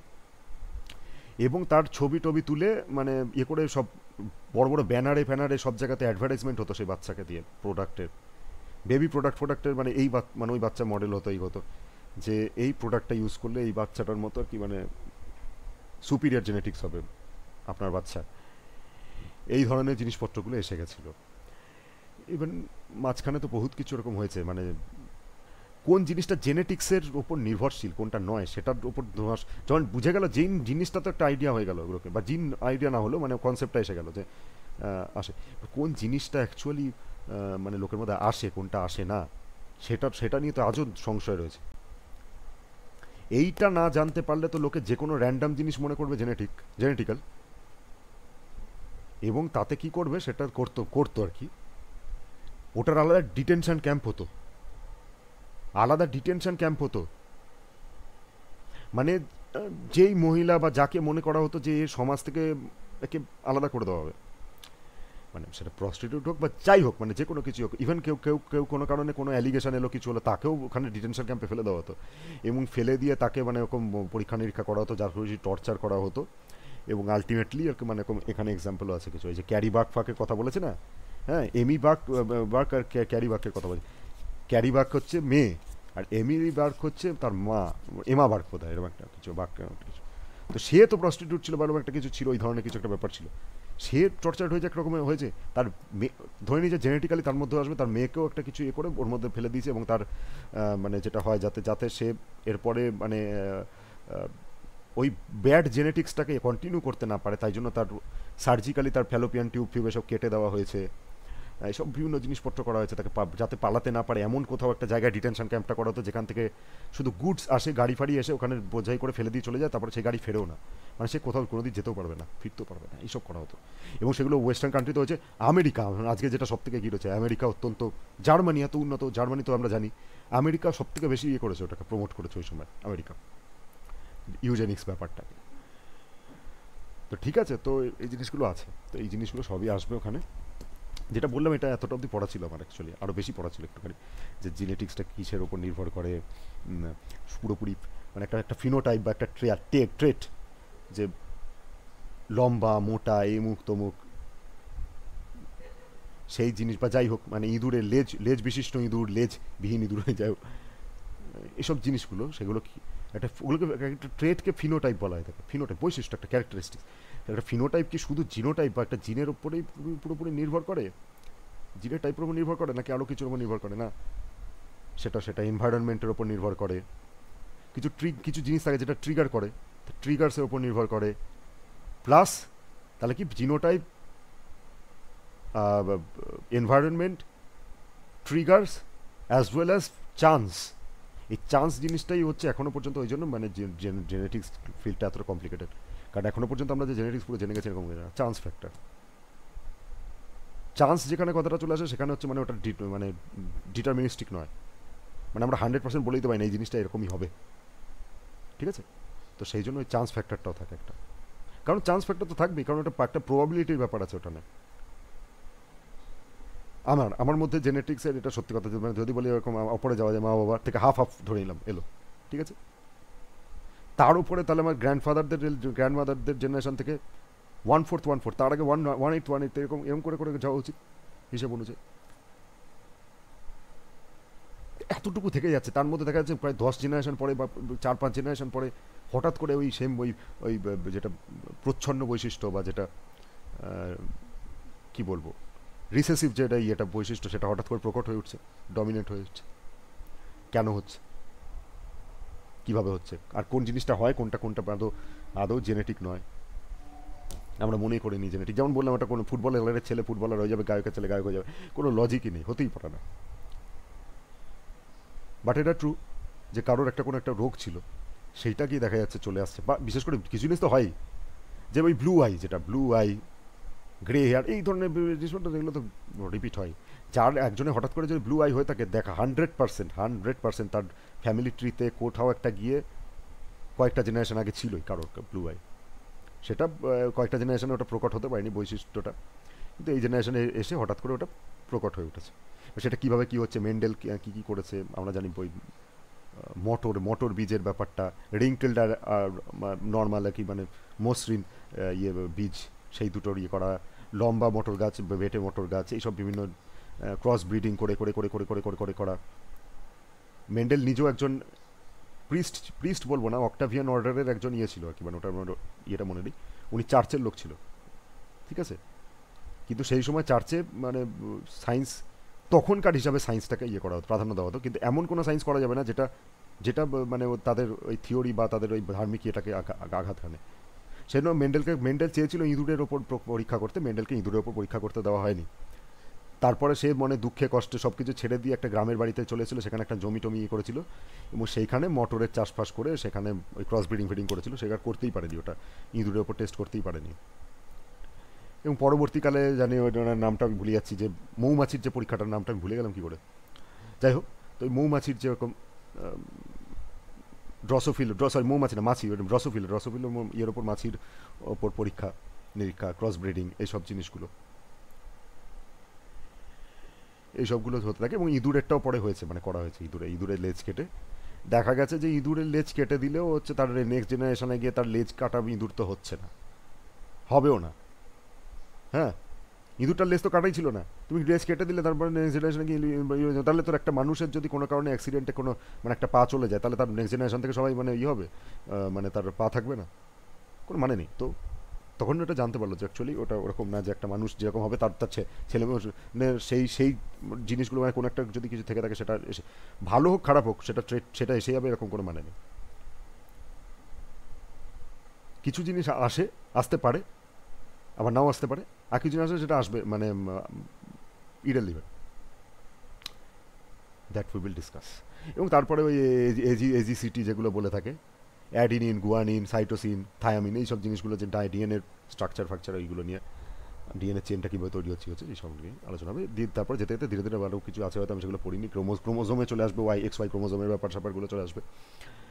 এবং ওই যে আমরা যেগুলো বলে থাকি আর কি, এই 42টা এতটা সেতটা এইসব 42টা ক্রোমোজোম, হ্যাঁ, তার সাথে সাথে XY এই সেই সব কিছু, সেই সব জিনিসগুলো কি কেন কি কম্বিনেশন কার থেকে কি হচ্ছে, কোনো রোগ ফোগের ব্যাপারে, যে ডায়াবেটিসের ক্ষেত্রে মানে কোনটা, বা ইভেন আমাদের যেটা বলে থাকি আমরা যে ওই রক্ত পাতলা হয়ে যায়, যেটা মানে জমাট বাঁধে না, যেটাকে বলে থাকি। ইংল্যান্ডের ছিল না, কিন্তু ওটা রাশিয়া ছিল, রাশিয়ার প্রিন্সদের বা রাশিয়ার কিংডমে ছিল, এটা রক্তের মধ্যে এটা ছিল, যে হিমোফিলিয়া অর্থাৎ হিমোফিলিয়া মানে হচ্ছে রক্ত মানে খুব সেন্সিটিভ হয়ে থাকে, মানে তারা তারা তারা আতপুতভাবে রাখতে হয়, নাহলে তাদের কোনোভাবে চোট লেগে যদি ব্লিডিং শুরু হয় সেটা থামবে না, একদম যাতা হয়ে যাবে। তো সেটা ইংল্যান্ডের রাজা রানীর রাজপুত্র যা তাদের ছিল, ঠিক আছে। এবং ইংল্যান্ডে কারোর ছিল না, কিন্তু ইংল্যান্ডের রাশিয়ার রাজার সাথে ইংল্যান্ডের রাজকন্যা বা এরকম একটা কারোর বিয়ে হয়েছিল একটা কিছু, এবং আলটিমেটলি নেক্সট জেনারেশনে এসে ওটা চলে এসেছিল ইংল্যান্ডে। তো কিছু জিনিস আছে, এই রোগ টোক জিনিসগুলো অবশ্যই একটা জেনারেশনে থাকলে সম্ভাবনা আছে, এক পরের জেনারেশন না হলে তারপরে তারপরে তারপরে কোথাও একটা চলে আসার হাই প্রবাবিলিটি আছে। তো এই জিনিসগুলো দেখার আছে। তো এই জন্য এই বইটা পড়া, এটা আমার ওটা আমার বিরাট ফেভারিট রাইটার। তো এই বইটা আমি কিনতে পারছিলাম না, তো আছে ফাটাফাটি বই। আরেকটা ভালো বই আছে দ্য সেলফিশ জিন বলে, যেটা রিচার্ড ডকিন্সের, অত্যন্ত বিখ্যাত, উনি অ্যাথিস্ট হিসাবে অত্যন্ত বিখ্যাত আর কি, রিচার্ড ডকিন্স, দ্য গড ডিলিউশনের জন্য। তো রিচার্ড ডকিন্সের দ্য সেলফিশ জিন, মানে উনি সবার আগে বায়োলজিস্ট একজন, মানে উনি অ্যাথিস্ট, কোনো কোনো অশিক্ষিত অ্যাথিস্ট এক্সিস্ট করে না পৃথিবীতে। ধর্মীয় ব্যাপার তো মানে যে মানসিকভাবে দুর্বল, যার কোনো ইয়ে নেই, মানসিক দৃঢ়তা নেই, তাকেই ধর্মীয় ব্যাপার আঁকড়ে ধরে, কুসংস্কার আঁকড়ে ধরে। একজন শিক্ষিত, কুসংস্কার কাকে ধরে? একটা শিক্ষিত মানুষকে কুসংস্কার ধরবে কেন? বিশেষ করে প্রকৃত অর্থে শিক্ষিত তাকে কুসংস্কার ধরতে পারে না, সেগুলো বিশ্বাস করবে না কোনো। তো অ্যাথিস্ট পৃথিবীতে যে কটা আছে, মানে যদি যদি 5টাও থেকে থাকে, প্রত্যেকে অত্যন্ত হাইলি এডুকেটেড। অশিক্ষিত অ্যাথিস্ট হতে পারে না, কারণ কিভাবে হবে সেটা? অজ্ঞতার কারণে লোকে অ্যাথিস্ট হয় না, লোকে অ্যাথিস্ট এই কারণে হয় কারণ সে কনভিন্সড যে ওইসব ফালতু জিনিসগুলো কোনো এইসব এগুলো কোনো মানে নেই, এগুলো হতে পারে না। আমি সাইন্টিফিক্যালি ভাবছি সায়েন্সের কোনো লজিকই কাজ করছে না এটাতে। তো ভাই, তো উনি একজন বায়োলজিস্ট, বড় বায়োলজিস্ট। তো ওনার সেলফিশ জিন বইটা অত্যন্ত বিখ্যাত বই, লেট 70s বেরিয়েছিল, সিনিয়র মানুষ, বয়স্ক মানুষ। এবং কিছুদিন আগে আমাদের সেই কারণে উনি অ্যাথিস্ট হিসেবে বিখ্যাত বলে ওনার নামে রিচার্ড ডকিন্স অ্যাওয়ার্ডটা দেওয়া হয়। জাভেদ আখতার আমাদের, উনি নিজেকে অ্যাথিস্ট বলে দাবি করেন। তা জাভেদ আখতার ভারতবর্ষের প্রথম একজন যিনি রিচার্ড ডকিন্স অ্যাওয়ার্ড পেয়েছে। তো রিচার্ড ডকিন্সের লেখা বইটাও অত্যন্ত ভালো বই। আমি ওই বইটাও একটুখানি টুকটাক একটুখানি করে ওপরে ইয়ে করে দেখেছি কন্টেন্ট কী আছে।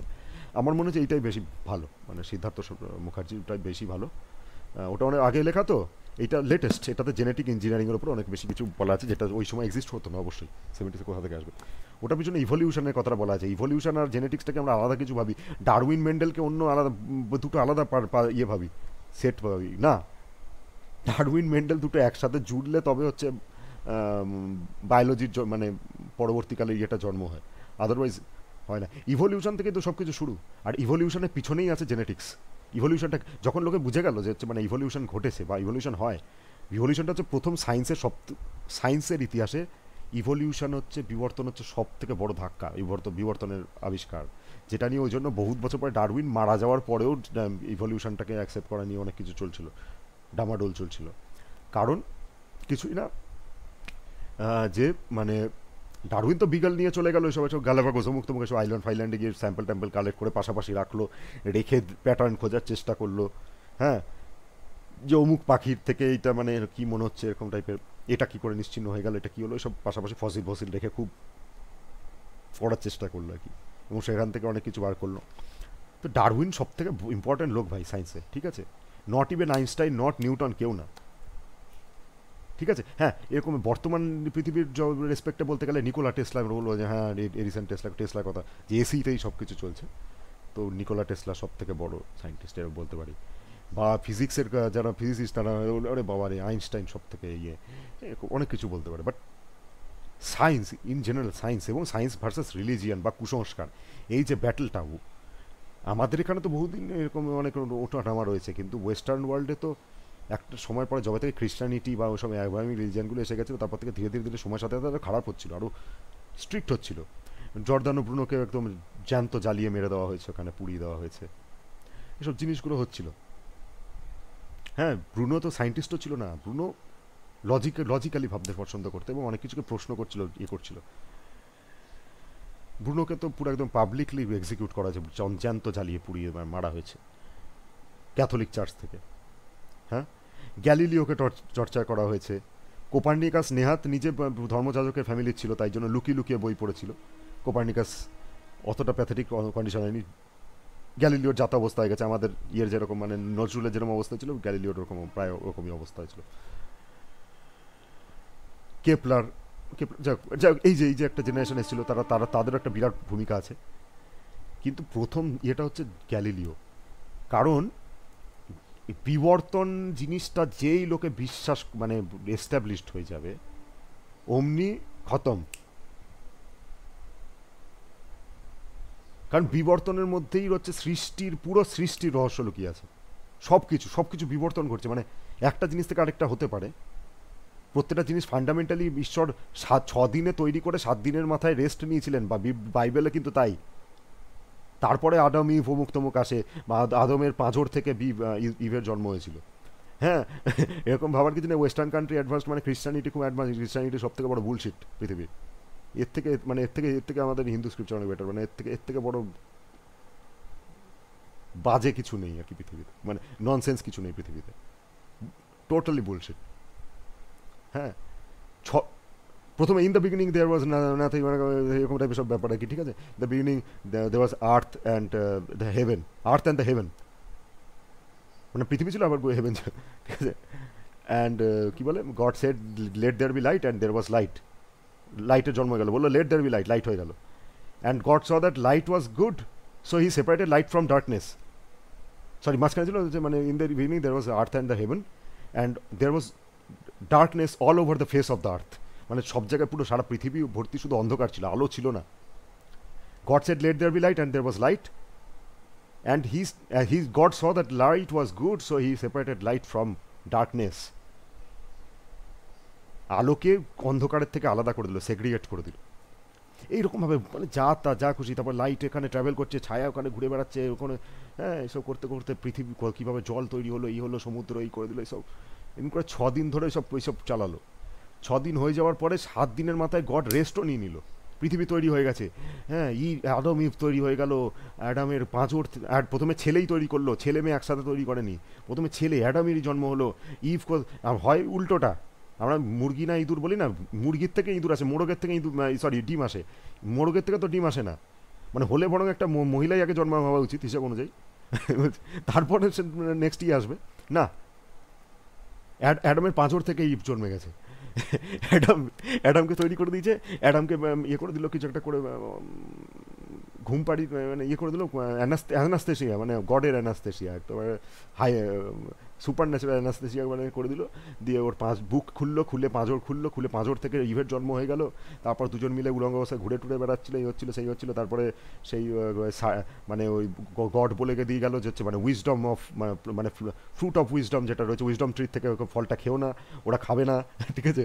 কিন্তু এবং ওটা খেলে কি হবে, ওদের মধ্যে মানে লজ্জাবোধ চলে আসবে, এবং ওদের মধ্যে মানে ওরা ইনোসেন্সটা চলে যাবে।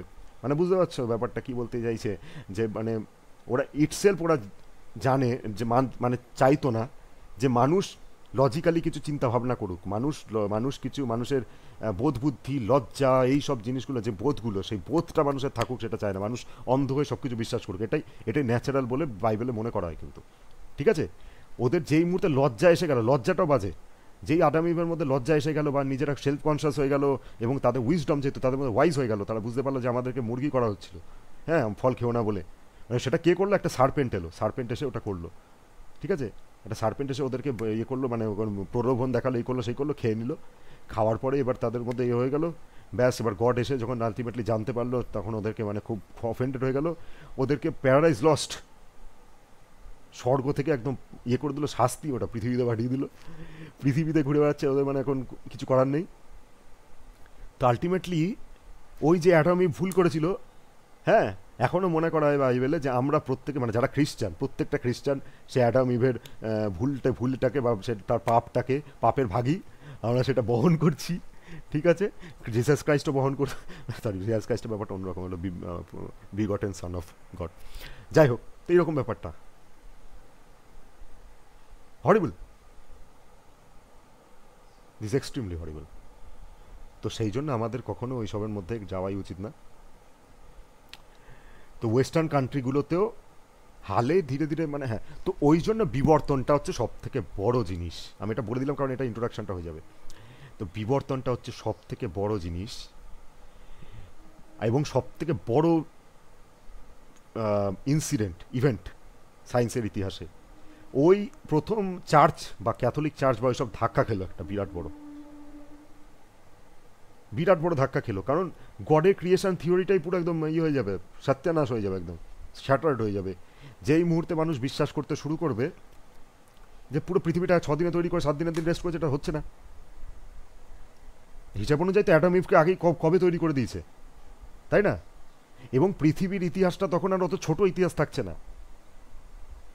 পৃথিবীর আজকে তো বিলিয়ন ফিলিয়ন বলছি, বাট কোটি কোটি বললেও লোকে বিশ্বাস করতো না, লক্ষ বললেও বিশ্বাস করতো না, তাই না? কয়েক হাজার বললে হ্যাঁ হ্যাঁ ওকে ওকে ওকে, তখন তৈরি হয়েছিল এটা পৃথিবীটা। তো মানে ইভেন মানে মানুষ যবে থেকে এসছে, মানুষ যে একটা বানর থেকে এসছে, এবং বানরটাও হচ্ছে মানে তার আগে আরও আরও মানে বানর ছিল, এটা এটা কে বলবে? বানর মানে ইনসেন্স মানে এপ আর কি, বা অন্যান্য প্রাণীগুলো, সেগুলো মানে আজকে যদি আজকে আমরা বলছি তিমি মাছ, তিমি তো মাছ নয়, ম্যামাল। যাই হোক, তো এটা জলের মধ্যে অত বিরাট একটা ঘুরে বেড়াচ্ছে, কেউ যদি বলে যে এটা একটা 4 পায়ে হেঁটে বানানো স্থল কি বলে স্থল স্থলবাসী বা যাই বল মানে কি ল্যান্ডে ঘুরে বেড়ানো একটা ছোট অ্যানিম্যাল ছিল, ম্যামাল ছিল, স্তন্যপ্রায়ী প্রাণী ছিল, এটা বিশ্বাসযোগ্য? যেই মানুষ ওটা হাঁটতে হাঁটতে কোনো একটা কারণে প্রকৃতি তাকে পুশ করেছে, সে জলে নেমে গেছে, জলে নেমে গিয়ে সাঁতার কাটতে কাটতে কাটতে কাটতে মানে যাই হোক ওই করতে করতে ধীরে ধীরে ধীরে ধীরে জেনারেশন পর জেনারেশন করতে করতে অনুমায় প্রথমে সার্ভাইভ করেছে, উভচরের মতো থাকবে আর কি, মানে জলের তলে যাচ্ছে আবার উপরে আসছে, এই করতে করতে কিন্তু জলে চলে গেছে। এই করতে করতে করতে করতে করতে ধীরে ধীরে তার ওরকম মানে ভেতরের যে মেকানিজম যেটা আমরা মানুষে বাঁচে কাঙ্ক ভুলকার মতো যেসব জিনিস থাকে মানে জলের তলে সার্ভাইভ করার জন্য যেগুলো থাকে সেইগুলো ডেভেলপ করবে, তারপর ধীরে ধীরে ধীরে ধীরে সে আরও নিচে যাবে, সমুদ্রের যত নিচে যাবে তত সাইজে বড় হবে প্রাণী। কারণ একটা ছোট প্রাণীর পক্ষে সমুদ্রের নিচে সার্ভাইভ করা সম্ভব না, বিরাট একটা জলের একটা প্রেশার থাকে, ফলে জলের যত নিচে যাবে তত প্রেশার থাকবে, তার বডি এক্সপ্লোড করে যাওয়ার বা এইসব সম্ভাবনা থাকবে, সে পারবে না সার্ভাইভ করতে। তো যত নিচে ট্রাভেল করতে ধীরে ধীরে ধীরে ধীরে ট্রাভেল করে জেনারেশন বা জেনারেশন, যত নিচের দিকে ট্রাভেল করতে থাকে তত ওই প্রাণীর বড় ভার্সন দেখা যায়। তো সেম প্রাণীরই অনেক বৃহত্তর ভার্সন সমুদ্রের একদম নিচের দিকে রয়েছে, সে কাঁকড়া হোক কি যাই হোক। পৃথিবীর সবথেকে বড় কাঁকড়াগুলো সমুদ্রের একদম নিচে রয়েছে, বিরাট বড় বড় জাইগান্টিক কাঁকড়া, মানুষের থেকেও বড় বড় কাঁকড়া রয়েছে, ঠিক আছে? সেরকম ব্যাপার। তো তিমিও ওরকম ধীরে ধীরে ধীরে ধীরে বিরাট হয়ে গেছে, আজকে আজকে বিশ্বাস করতে পারি না তিমির থেকে বড় কোনো প্রাণী তো আমরা ইমাজিনও করতে পারি না। ইটসেলফ আমরা তিমি চোখের সামনে দেখলে হার্ট ফেল করে যাবো, হাতি দেখলে মাথা খারাপ হয়ে যায়, তাহলে তিমি কী হবে? তিমি তো হাতির থেকে কত বড়।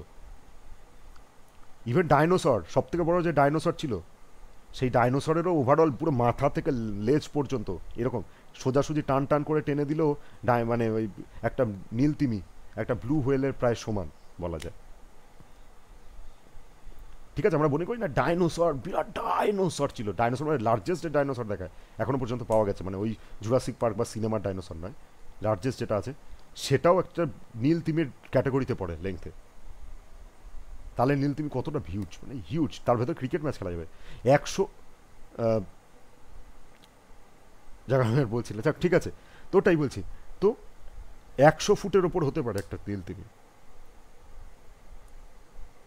100 ফিট মানে 10 তলা 10-11 তলার সমান একটা নীল তিমি হতে পারে, কমও হতে পারে, বাট ওটা ওরকম রেঞ্জের হয় নীল তিমি। তো ওটা কোনো মজা না, ওর ভেতরে বাচ্চারা ক্রিকেট খেলতে পারবে, একটা নীল তিমির পেটের ভেতর ঢুকে যদি করে দেওয়া হয় মানে সব ফাঁকা করে দেওয়া হয়, একটা ভেতরে ক্রিকেট খেলতে পারবে বাচ্চারা নীল তিমি। তো সেটা হয়েছে। তো যখন লোকে বুঝতে পারবে যে মানে এইটা থেকে এই এসছে, ওটা থেকে এই এসছে, এটা থেকে এসে, শুরুতে মাছ এসেছিল, মাছ থেকে এই এলো সেই এলো এগুলো, তাই না? শুরুতে মাছ আসেনি, মানে তার আগে তো একটা অ্যামিবা বা এরকম ছোট্ট একটা মানে একটা সেলের মতো একটা মানে এককোষী প্রাণী, সেইখান থেকে ধীরে ধীরে কমপ্লেক্স হতে হতে হতে হতে হতে জার্ম ব্যাকটেরিয়া যাই হোক, মানে এই হতে হতে হতে হতে হতে হতে যা এই জায়গায় পৌঁছে গেছি আমরা, এত কমপ্লেক্স একটা প্রাণী তৈরি হয়েছে। তো সিম্পল থেকে ধীরে ধীরে কমপ্লেক্সিটির দিকে গেছি আমরা। এই জিনিসটা হয়ে গেলে তার মানে বোঝা যায় যে গডের কোনো ইন্টারভেনশনই ছিল না, ঈশ্বরের কোনো মানে এর মধ্যে কোনো হাতই নেই বা কোনো ডিভাইন ইন্টারভেনশনের দরকারই নেই। এই জিনিসটা যে মানুষ বুঝে যাবে, সেই মুহূর্তে কোনো ক্যাথলিক চার্চ বা কোনো ধর্মীয় ইয়ের কোনো অস্তিত্ব থাকবে না, বা থাকলেও সেটার কোনো মানেই নেই, বা তারা মানুষকে আর কিছু টুপি পরাতে পারবে না, কিছুই করতে পারবে না, ঠিক আছে? তো বিবর্তনকে মনে করা হয় সায়েন্সের ইতিহাসে সব থেকে বড় একটা ধাক্কা, বা ধাক্কা না, সব থেকে বড় এক্সপ্লোশন একটা, সায়েন্সের দিক থেকে এক্সপ্লোশন, ধর্মের দিক থেকে ওটা একটা ডিসম্যান্টেল করে দেওয়ার মতো একটা ধাক্কা। তো ডারউইন ভীষণ ভীষণ ইম্পর্ট্যান্ট লোক, ডারউইন না এলে মেন্ডেলও হয়তো আসতো না, বা এরপরের জিনিসগুলো সবাই আসতো না, ডারউইনের থেকেই পর সব কিছু এসছে।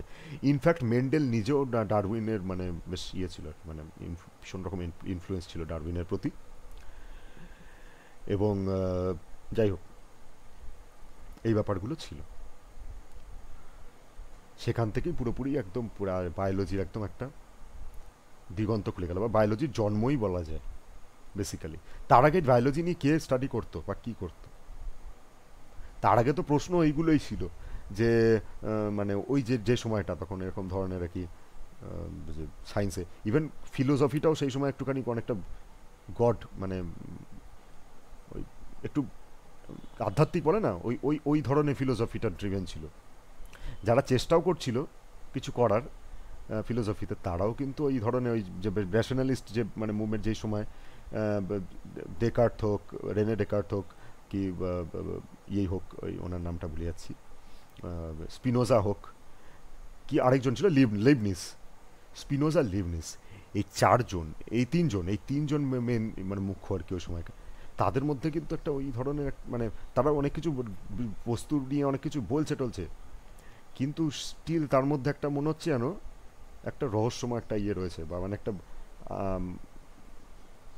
মানে কি বলবো, আহ, মানে একটা কিছু কিছু একটা আছে এরকম টাইপের ব্যাপার। হ্যাঁ, ইভেন মোনার্টসের কথা যখন বলছে, মোনার্টস হচ্ছে মানে এক ধরনের ওটা ঈশ্বরের মতনই ট্রিট করছে, মানে সব কিছুর মধ্যে মোনার্টস আছে। অ্যাটম ফ্যাটম তখন আসেনি, জানে না, অ্যাটম জানে না, মানে তখন ওই অ্যাভোগাড্রোর মলিকিউল আসেনি, ডালটনের অ্যাটমও আসেনি, বাট মোনাট দিয়ে বলছিল, মোনাট কনসাস আনকনসাস বিভিন্ন ধরনের মোনাট হয়, মোনাট দিয়ে সব কিছু তৈরি। মোনাটের একটা ওর কাউন্টার পার্ট আছে। এই মোনাটটাও এক ধরনের অ্যাকচুয়ালি মানে আম, এক ধরনের মোনাটকে ঈশ্বর বানিয়ে দিচ্ছিল আর কি। আবার স্পিনোজা চেষ্টা করছিল, স্পিনোজার যেহেতু মানে প্যানথেইজম ইয়ে করার চেষ্টা করছে, স্পিনোজা চেষ্টা করছিল যে ব্রহ্মাণ্ডটা ঈশ্বর বা ব্রহ্মাণ্ড, এটা হয়তো এখনকার হিসাবে বলা যেতে, তখনকার হিসাবে বলা যেতে পারে ওটা সত্যি ভীষণ অ্যাডভান্স ছিল কি, মানে যে মানে ব্রহ্মাণ্ডটা ঈশ্বর বা ব্রহ্মাণ্ডের সব এলিমেন্ট ঈশ্বর, সব কিছুর মধ্যে ঈশ্বর আছে, কিন্তু ঈশ্বর দরকার পড়ছিল, এটাই হলো সবথেকে বড় প্রবলেম। যেটা গড লাগবে আর কি, মানে যে করেই হোক, মানে কেন লাগবে জানেন, বাট লাগবে একটা গড আর কি, এরকম টাইপের যেভাবেই হোক একটা মানে এটা বার করতেই হবে। তো সবার ওই সময়টা ওইটাই চলছিল, যাই করুক না কেন, মানে সব কিছুর পিছনে, মানে তার আগে তো চলছিলই, লজিক্যালি ভাবলেও সেটার মধ্যে চেষ্টা করছিল যে গডটাকে কীভাবে এক্সপ্লেন করব, এই জিনিসগুলো চলছিল। থিওলজি যেটা বলি আর কি, থিওলজিটা ভীষণ রকমভাবে তখন চলছিল, এবং পুরোপুরি সব কিছু একদম ইয়ে করে সত্যানাশ হয়ে যাবে যখন হচ্ছে বিবর্তন চলে আসবে। মানে মানুষ সৃষ্টি হওয়ার পিছনে মানুষ নয়, মানুষের আগের জেনারেশন থেকে শুরু করতে করতে কিছু বাঁদর ছিল, বাঁদরদের মধ্যে একটা সেকশন আছে যারা, এবং এই বিবর্তনটা পড়তে গেলে সেপিয়েন্স বইটাও অ্যাকচুয়ালি খুব ইম্পর্টেন্ট, আমার কাছে এখন নেই সেপিয়েন্সটা, ওটা ওটা উনি তো অ্যাকচুয়ালি বায়োলজিস্ট এবং হিস্টোরিয়ান উনি অনেক বড়। ইতিহাস, বায়োলজি, আবার এখানে ইতিহাস এবং মেডিকেল সায়েন্স, কি অদ্ভুত ব্যাপার যে সব কিছু এক এক জায়গায় চলে আসে। তো ওটাও কিন্তু মানুষের ইতিহাস, history of human beings, sapiens, modern human beings. তো তাদের মধ্যে একটা সেকশন কিন্তু, এই যে আমরা বলি না এরকম যে জিনোম এই সেই অমুক তমুক এসব, তো হোমোসেপিয়েন্স, হ্যাঁ, এরাই কেন থেকে গেল, বা এরা আগে কি ছিল, কারা হোমোসেপিয়েন্স হলো?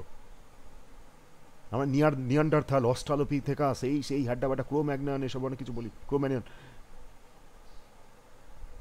এরা এরা কোথায় গেল, বা এরাই কি মানুষ হয়েছে, নাকি এরা কোথায় গেল? বা আজকে যারা বাঁদর বা ইয়ে, আমরা আরও সব যারা তখন ছিল, এখন আমরা সেই সব প্রাণী দেখতে পাচ্ছি কিন্তু অনেক, বিশেষ করে ওরাংওটাং, শিম্পাঞ্জি, বিশেষ করে শিম্পাঞ্জিটা, কারণ শিম্পাঞ্জিটা মানুষের ক্লোজেস্ট বলা হয়ে থাকে, 99% সেম বলা হয়ে থাকে জেনেটিক্যালি।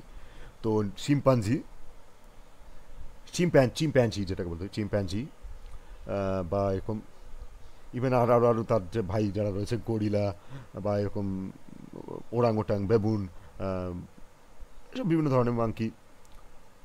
তো মাংকি মানে আমাদের হনুমানটা যে মাকাকা মুল্লাটা বলি, এগুলো এরা এদের এদের এরাও তো আজকেও তো রয়েছে, তাহলে এদের অ্যানসেস্টাররা মানুষ হতে পারলো না কেন? এদের মানে অ্যানসেস্টারটা কোথায় আটকে গেল? আমরাই কেন, মানে আমাদের অ্যানসেস্টাররা হঠাৎ করে, মানে তারা কি আলাদা ছিল? তারা কি অন্য কেউ ছিল? কোথা থেকে এলো? এবং সব কিছু ঘুরতে ঘুরতে দেখা যাবে আলটিমেটলি কি আমাদের আফ্রিকা, আমাদের আমাদের মানে ইভেন যে ইউরোপিয়ান যাদের দেখছো আজকের দিনে তাদেরও আলটিমেটলি ফ্যামিলি ট্রি গিয়ে আফ্রিকাতে থাকে। মানুষের জন্ম কিন্তু আফ্রিকাতে, ঠিক আছে, মডার্ন হিউম্যান বিইংয়ে প্রচুর ছিল, বিভিন্ন জায়গাতে হয়েছে, তারা মাইগ্রেট করেছে, অনেক কিছু করেছে, সবাই সার্ভাইভ করতে পারেনি। অনেক অনেক বন মানুষ, কিন্তু বন মানুষ শুধু মানে আমাদের অ্যানসেস্টারটাই ছিল না, আরও বন মানুষ ছিল যারা বিভিন্ন জায়গাতে বিভিন্ন সময় এসেছে, তারা প্রকৃতির হার্শ কন্ডিশনের মধ্যে নিজেকে অ্যাডপ্ট করতে পারেনি এবং আলটিমেটলি তারা একটা সময় এলিমিনেটেড হয়ে গেছে বা অন্য কোথাও মাইগ্রেট করে গেছে, সেখানে গিয়ে করার চেষ্টা, এই করতে করতে করতে করতে একটাই সেকশন আছে যারা সার্ভাইভ করে গেছে এবং তারাই ধীরে ধীরে গিয়ে মডার্ন হিউম্যান বিইংয়ে জন্ম দিয়েছে, যেটা আমরা। ফলে কখনোই আমরা বলতে পারি না যে মানে সবাই সার্ভাইভ করে যাবে বা বা একবার সৃষ্টি করে দিল তারাই সব রয়েছে, না। এইখানটাতেই আসে ল্যামার্ক এবং ডারউইন, যে সবাই সার্ভাইভ করে না। দুজনের থিওরি আলাদা, কিন্তু এইটা ট্রু যে সবাই সার্ভাইভ করে না। যেমন ল্যামার্ক যেটা বলতো সেটা একরকম ছিল, আর ডারউইনেরটা আরেক রকম। ওই যে অ্যান্টিলোপ নিয়ে যেটা বলে থাকে, হরিণ থেকে যে মানে জিরাফ হয়ে ওঠা আর কি ব্যাপারটা, হরিণের মতো অ্যান্টিলোপ থেকে জিরাফ হয়ে ওঠা, সেটা নিয়ে যে নিচের ঘাস ফুরিয়ে গেছে সেই জন্য ওপরে ঘাস খেতে চেষ্টা করছে। এবার ল্যামার্ক আর ডারউইনের মধ্যে এটার একটা ইয়ে রয়েছে। একজন বলছে যে হচ্ছে মানে যে ওরা উঁচু ঘাস, একটু একটু করে উঁচু ঘাস রয়েছে, সেখানে খেতে খেতে খেতে খেতে খেতে খেতে ধীরে ধীরে আর ওরখানে ফুরিয়ে যাচ্ছে, আরেকটু ওপরে চেষ্টা করছে, স্ট্রেচ করার চেষ্টা করছে, এই করতে করতে জেনারেশন পর জেনারেশন করে লম্বা হচ্ছে। একজন এটা বলছে। আরেকজন বলছে যে লম্বা লম্বা ঘাড়ওয়ালা হরিণ অর্থাৎ জিরাফ অলরেডি ছিল, কিছু ছোট ঘাড়ওয়ালা ছিল, কিছু লম্বা নেকওয়ালা ছিল। ছোট লেঙ্কওয়ালা যারা ছিল তারা খাওয়ার ঘাস ফুরিয়ে যাওয়ার পরে হচ্ছে তারা আর বাঁচলো না, তারা এলিমিনেট হয়ে গেল। আর যারা লম্বা নেকওয়ালা ছিল তারা সার্ভাইভ করে গেল, কারণ তারা তখনও পর্যন্ত ওপরে খাবার খেতে পারছিল। ফলে তারাই সার্ভাইভ করে গেল। তো এইটাই এরকম ব্যাপারটা, ঠিক আছে। তো এই দুটো থিওরি আছে, কোনটা ঠিক কোনটা ভুল সেগুলো নিয়ে পরে আলোচনা হবে, but survival of the fittest ব্যাপারটা এখান থেকে আসে। যারা ফিট তারাই সার্ভাইভ করবে। যারা ফিট মানে দৌড়ঝাঁপে ফিট নয়, ফিট মানে অ্যাক্রোব্যাটিক্স করার ফিট নয়, ফিট মানে হচ্ছে প্রকৃতি আমাদেরকে বাধা সৃষ্টি করবে, প্রকৃতি আমাদেরকে অনেক সময় বিভিন্ন হার্শ কন্ডিশনের মধ্যে ফেলবে, বাধা দেবে, এটা প্রকৃতির নেচার। এবং সেই প্রকৃতির বাধাটাকে যে মানে অতিক্রম করতে পারবে বা যে বাধাটাকে সহ্য করে যে টিকে থাকতে পারবে, টিকে থাকার লড়াইটাই হচ্ছে সারা মানে পৃথিবীর পুরো এন্টায়ার মানে মানে বায়োলজির হিস্ট্রি হচ্ছে ওটাই, টিকে থাকার লড়াই, ঠিক আছে। ইভেন বাঘসিংহরাও লড়াই করে নিজের টেরিটরি ইয়ে করে রাখে, আর যে পারে না সে এলিমিনেট হয়ে যায়, ঠিক আছে। তো বাকিরা এখনও করেছে। আমরা মডার্ন হিউম্যান বিইংসরা হচ্ছে আমাদের নিজস্ব একটা ওয়ার্ল্ড ক্রিয়েট করে দিয়েছি, সেই জন্য আমাদের কোনো ইভলিউশন হওয়ার এখন সম্ভাবনা দেখা যাচ্ছে না, কারণ আমরা কোনো প্রবলেমই ফেস করছি না। আমরা যে যেমন ইকোনমিক কন্ডিশনে থাকি, যাই থাকি না কেন, আমরা সার্ভাইভ করে যাচ্ছি। আমরা কোনো পশু পাখির সঙ্গে লড়াই করছি না, কিছু করছি না, প্রাকৃতিক হার্শ কন্ডিশনের সাথে কিছু করছি না। আমরা আমাদের ইভলিউশন এই রকম কন্ডিশনে তো অন্তত সম্ভব নয়। একদিন আসবে, ন্যাচারালি কি একটা সময়ের মধ্যে আসবে, মানুষ এলিমিনেট হয়ে যাবে। বাট মানুষ এলিমিনেটই হয়ে যাবে এরকম না যে কিছু মানুষ বেঁচে যাবে, কিছু মানুষ খুব উন্নততর থাকবে, কারণ আমাদের মধ্যে কেউ এখন আর উন্নততর নেই। মানুষ এখন সব মানুষই উইক, ফিজিক্যালি উইক, কিন্তু মানে কগনিটিভ দিক থেকে স্মার্ট। একটা সময় আমরাও তো বন মানুষ ছিলাম, তাহলে তো একটা মানুষ তো একটা গরিলার সঙ্গে লড়াই করা তো কোনো বিষয় ছিল না। আজ থেকে কয়েক লক্ষ বছর আগে যদি বলি, একটা মানুষ একটা গরিলার সঙ্গে তো ফাইট, সে তো জঙ্গলে ঘুরে বেড়াচ্ছিল, মানে তো নিশ্চয়ই পশু পাখিদের সঙ্গে তো তাদের ইয়ে করতো, মানে সংঘর্ষ ছিল। আজকে যারা স্ট্রং ম্যান বলে থাকি, স্ট্রং ম্যানরাও 3-4টে স্ট্রং ম্যান এনে যদি একটা গরিলার সঙ্গে লড়াই করা হয়, 3-4টে স্ট্রং ম্যানকে পুরো মাঝখান থেকে চিড়ে দেবে পুরো একটা গরিলা। বড় গরিলা যদি ইয়ে করা হয় না, গরিলা মাঝখান থেকে পুরো কিংকং দেবে, এরম ভাবে ধরে চিড়ে দেবে পুরো স্ট্রং ম্যানকে, কোনো চান্সই নেই। এগুলো নিয়ে মজাও হয় যে 100 হিউম্যান বিইংস ভার্সাস 1 গরিলা। 100টা অতিরিক্ত হতে পারে, কিন্তু 50টাকে তো শুয়ে দেবে একটা গরিলা। গরিলার হাইট, চেহারা অতিরিক্ত ছোট মানুষের তুলনায়, যথেষ্ট ছোট। গরিলা কোনো একটা মানে গরিলা ওই এটা ইয়েতি নয় বা কিংকংয়ের মতো নয়, কোনো গরিলা কিন্তু এই 7 ফুট 8 ফুটের বা 6.5 ফুটের গরিলা হয় না। গরিলা ছোট্টখাটো একটা প্রাণী, কিন্তু তার মধ্যে এত ম্যাসিভ মাসেল আর ইয়ে মানে স্ট্রেংথ, মানে ন্যাচারাল স্ট্রেংথ, উড়ি বাপ রে বাপ। মানে 10টা মানুষ যদি দড়ি ধরে টেনে থাকে, গরিলা টানতে টানতে হেঁচাতে হেঁচাতে নিয়ে চলে যাবে এরকম।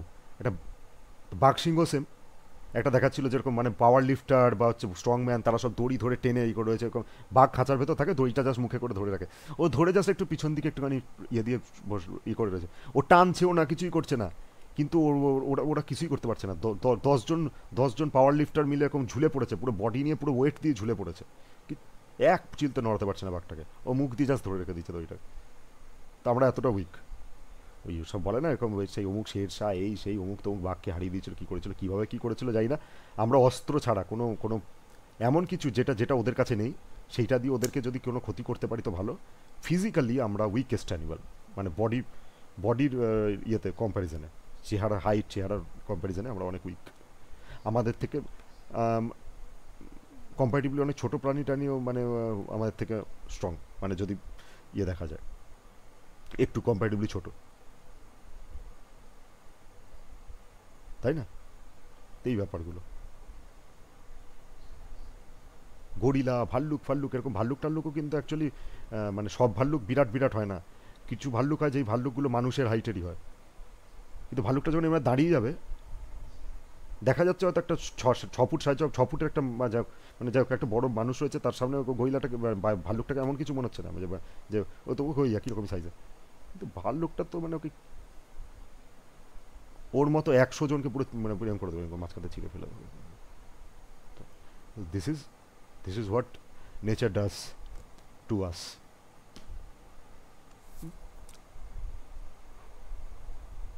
আমরা প্রকৃতিকে জয় করে ফেলেছি, এখন আমরা প্রকৃতিকে ধ্বংস করে ফেলছি, বাট আমরা ওই কম্পিটিশান, যেটা সার্ভাইভালের কম্পিটিশান, সেটাকে উত্তরণ করে ফেলেছি।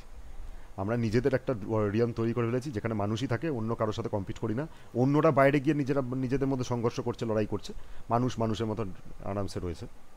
ফলে আমাদেরকে কোনো প্রাণী এলিমিনেট করবে না, মানুষ মানুষকে এলিমিনেট করলেও করতে পারে, বাট করবে না। বাট আমরা পৃথিবীটা কেমন বানিয়ে দেবো বা দিচ্ছি যে মানে নেচার বাউন্স ব্যাক করবে এবং আমরা নিশ্চিহ্ন হয়ে যাব, এবং আমাদের সার্ভাইভালে কোনো সম্ভাবনাই নেই। আমরা কেন, আমরা আমাদের সাথে সাথে প্রায় পৃথিবীর 90% কি আরও বেশি হয়তো পপুলেশনকে মানে অন্তত স্থলভাগে সব শেষ করে দেবো। মেরিন লাইফ বলতে পারছি না, বাট দিস ইজ ট্রু, মেরিনও শেষ করে দিতে পারি, কারণ আমরা সমুদ্রের মধ্যে অনেক সময় এরকম নিউক্লিয়ার বোম টোম টেস্ট করে থাকি, তো আমরা তো যা খুশি করি, মানে আমরা মেরিন লাইফেরও একদম যাতা করে রেখে দিয়েছি। শুধু সমুদ্রটা এতটাই ভাস্ট, এতটাই বৃহৎ আর এমন ভলিউম যে আমরা চাইলেও পুরো শেষ করে দেওয়ার ক্ষমতা এখনও পর্যন্ত নেই আমাদের, বা চাইলে করতে পারি। আমরা যদি হাইড্রোজেন বম তৈরি করতেই থাকি এবং মানে সমুদ্রের সব জায়গায় ফেলতে থাকি, তো আমরা চাইলে সেটাও করতে পারি, বাট এটা হবে না। এটাই তো, ঠিক আছে, তো এই আর কি। তো এটা মোটামুটি বইটা মানে টপিকটা নিয়ে বলা হয়ে গেল আর কি, যে বিষয়টা কি আছে এই বইটার মধ্যে। এবার আমরা নেক্সট চ্যাপ্টার থেকে পিথাগোরাস থেকে বা ওই সব থেকে যখন শুরু হবে জেনেটিক্সে আসল মানে সেই চ্যাপ্টার অসাধারণ সব। ঠিক আছে, চল, অল দ্য বেস্ট। আর ইয়ে মানে ভালো লেগে থাকলে লাইক শেয়ার সাবস্ক্রাইব আর কি, ওটা নিয়ে কী বলবো, এখন তো নেই আর কি কিছু সেভাবে আর কি, ওটা নতুন চ্যানেল, তো কেউ দেখলে ভালো, না দেখলে ঠিক আছে, এটা আমার মতো থাকলো আর কি, আমি নিজেই দেখবো নিজেরটা। ঠিক আছে, চলো। না, আমারও অ্যাকচুয়ালি বইটা কী ছিল আমার নিজে বুঝতে সুবিধা হবে, আমাকে বারবার পড়ে একটা বই পড়তে অনেক টাইম লাগে, তো আমার হয়ে যাবে। তো আমি এটা লাস্টে বইটা যখন এক একটা চ্যাপ্টার শেষ হয়ে যাবে ওটার একটা জিস্টের ছোট্ট ভিডিও করবো, যাতে আমার এটাও থাকে যে চ্যাপ্টার 1 জিস্ট হবে।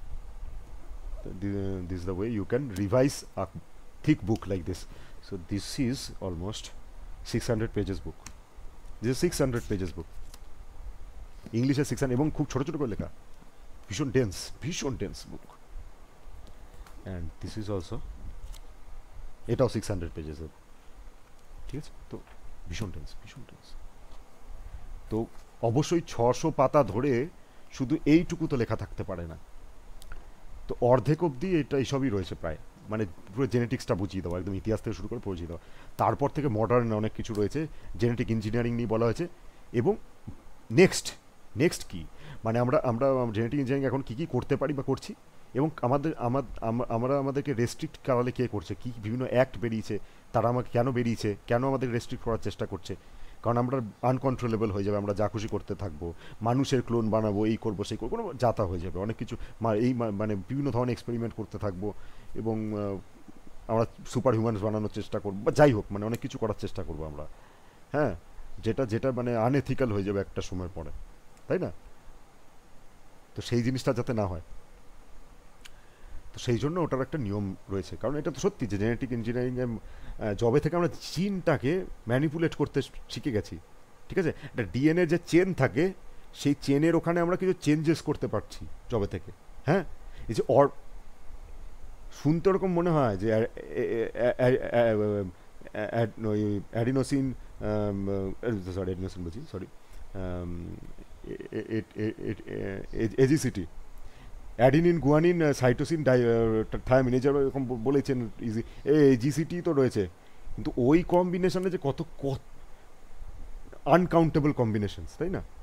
চেন, এবং এবং সবসময় যে পর পর থাকছে সেটাও না, যে গায়ে গায়ে থাকবে চেনের মধ্যে সেটা না, গ্যাপও থাকে, গ্যাপও থাকে, দুটো গ্যাপ তারপরে আবার আসছে, এরকম টাইপের জুড়ে বিভিন্ন কম্বিনেশন হতে পারে, এবং অসংখ্য কম্বিনেশন।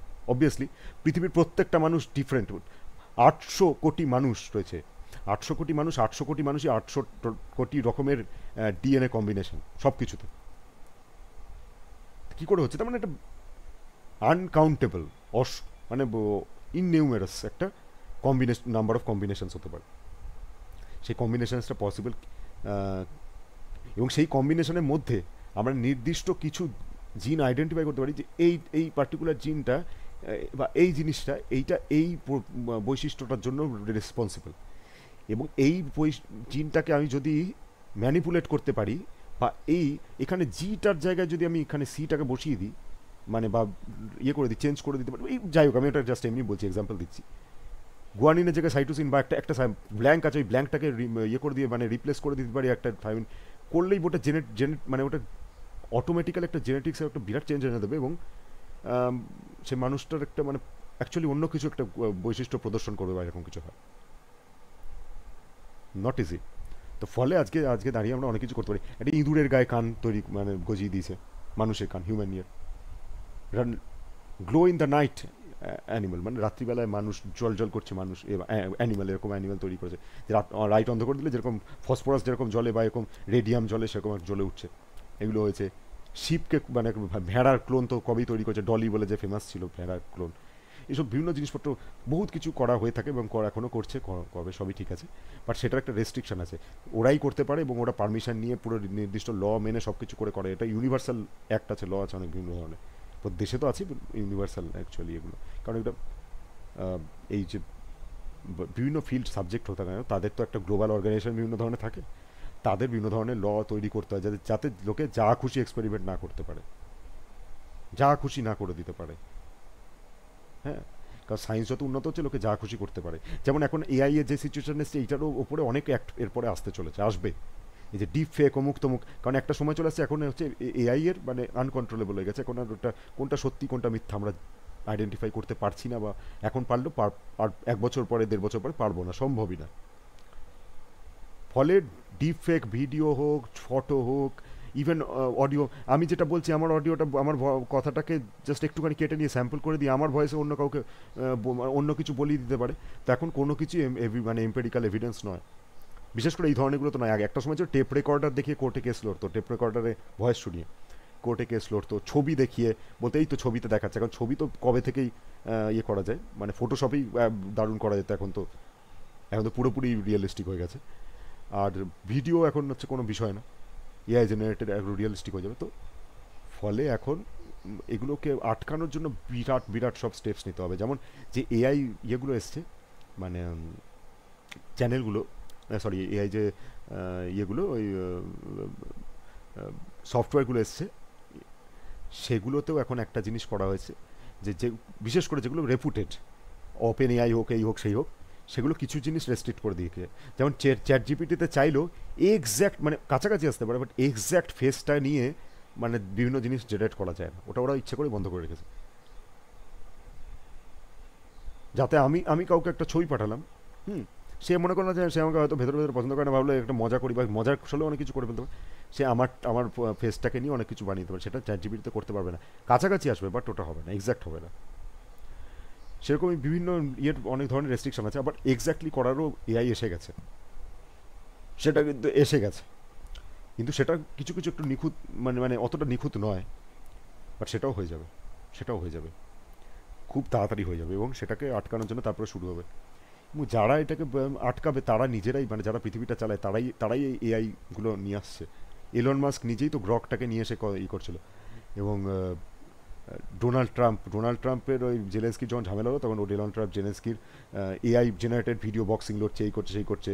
বা ইভেন ইভেন জেলেন্সকি আর ডোনাল্ড ট্রাম্পের মানে মানে এত ঝামেলা হয়েছে তো বক্সিংও দেখাচ্ছে, আবার দেখাচ্ছে যে দুজন মিলে দুজন দুজনকে গান শোনাচ্ছে, বা জেলেন্সকি ডোনাল্ড ট্রাম্পকে চুমু খেয়ে নিচ্ছে, এরকম টাইপেরও সব ভিডিও বানাচ্ছে মজা করে। এবং সেগুলো হোয়াইট হাউসে বিভিন্ন জায়গাতে মজার ছলে চলছে, মানে কেউ সিরিয়াসলি নিচ্ছে না। ঠিক আছে, তো সেলিব্রিটিদের সমস্যা হবে না, তারা তো বলে দেবে যে এটা এআই জেনারেটেড বা এরকম। কিন্তু সাধারণ মানুষের অনেক প্রবলেম হতে পারে এটা নিয়ে। আর তাদেরটা তো কেউ, মানে তাদের স্টেটমেন্টে কোনো ভ্যালু নেই। তাদের ডাটা নিয়ে যদি কম্প্রোমাইজ করা হয়, তাদের স্টেটমেন্টে কোনো ভ্যালু নেই। যাই হোক, ঠিক আছে, তো অল দ্য বেস্ট, এটাই আর কি।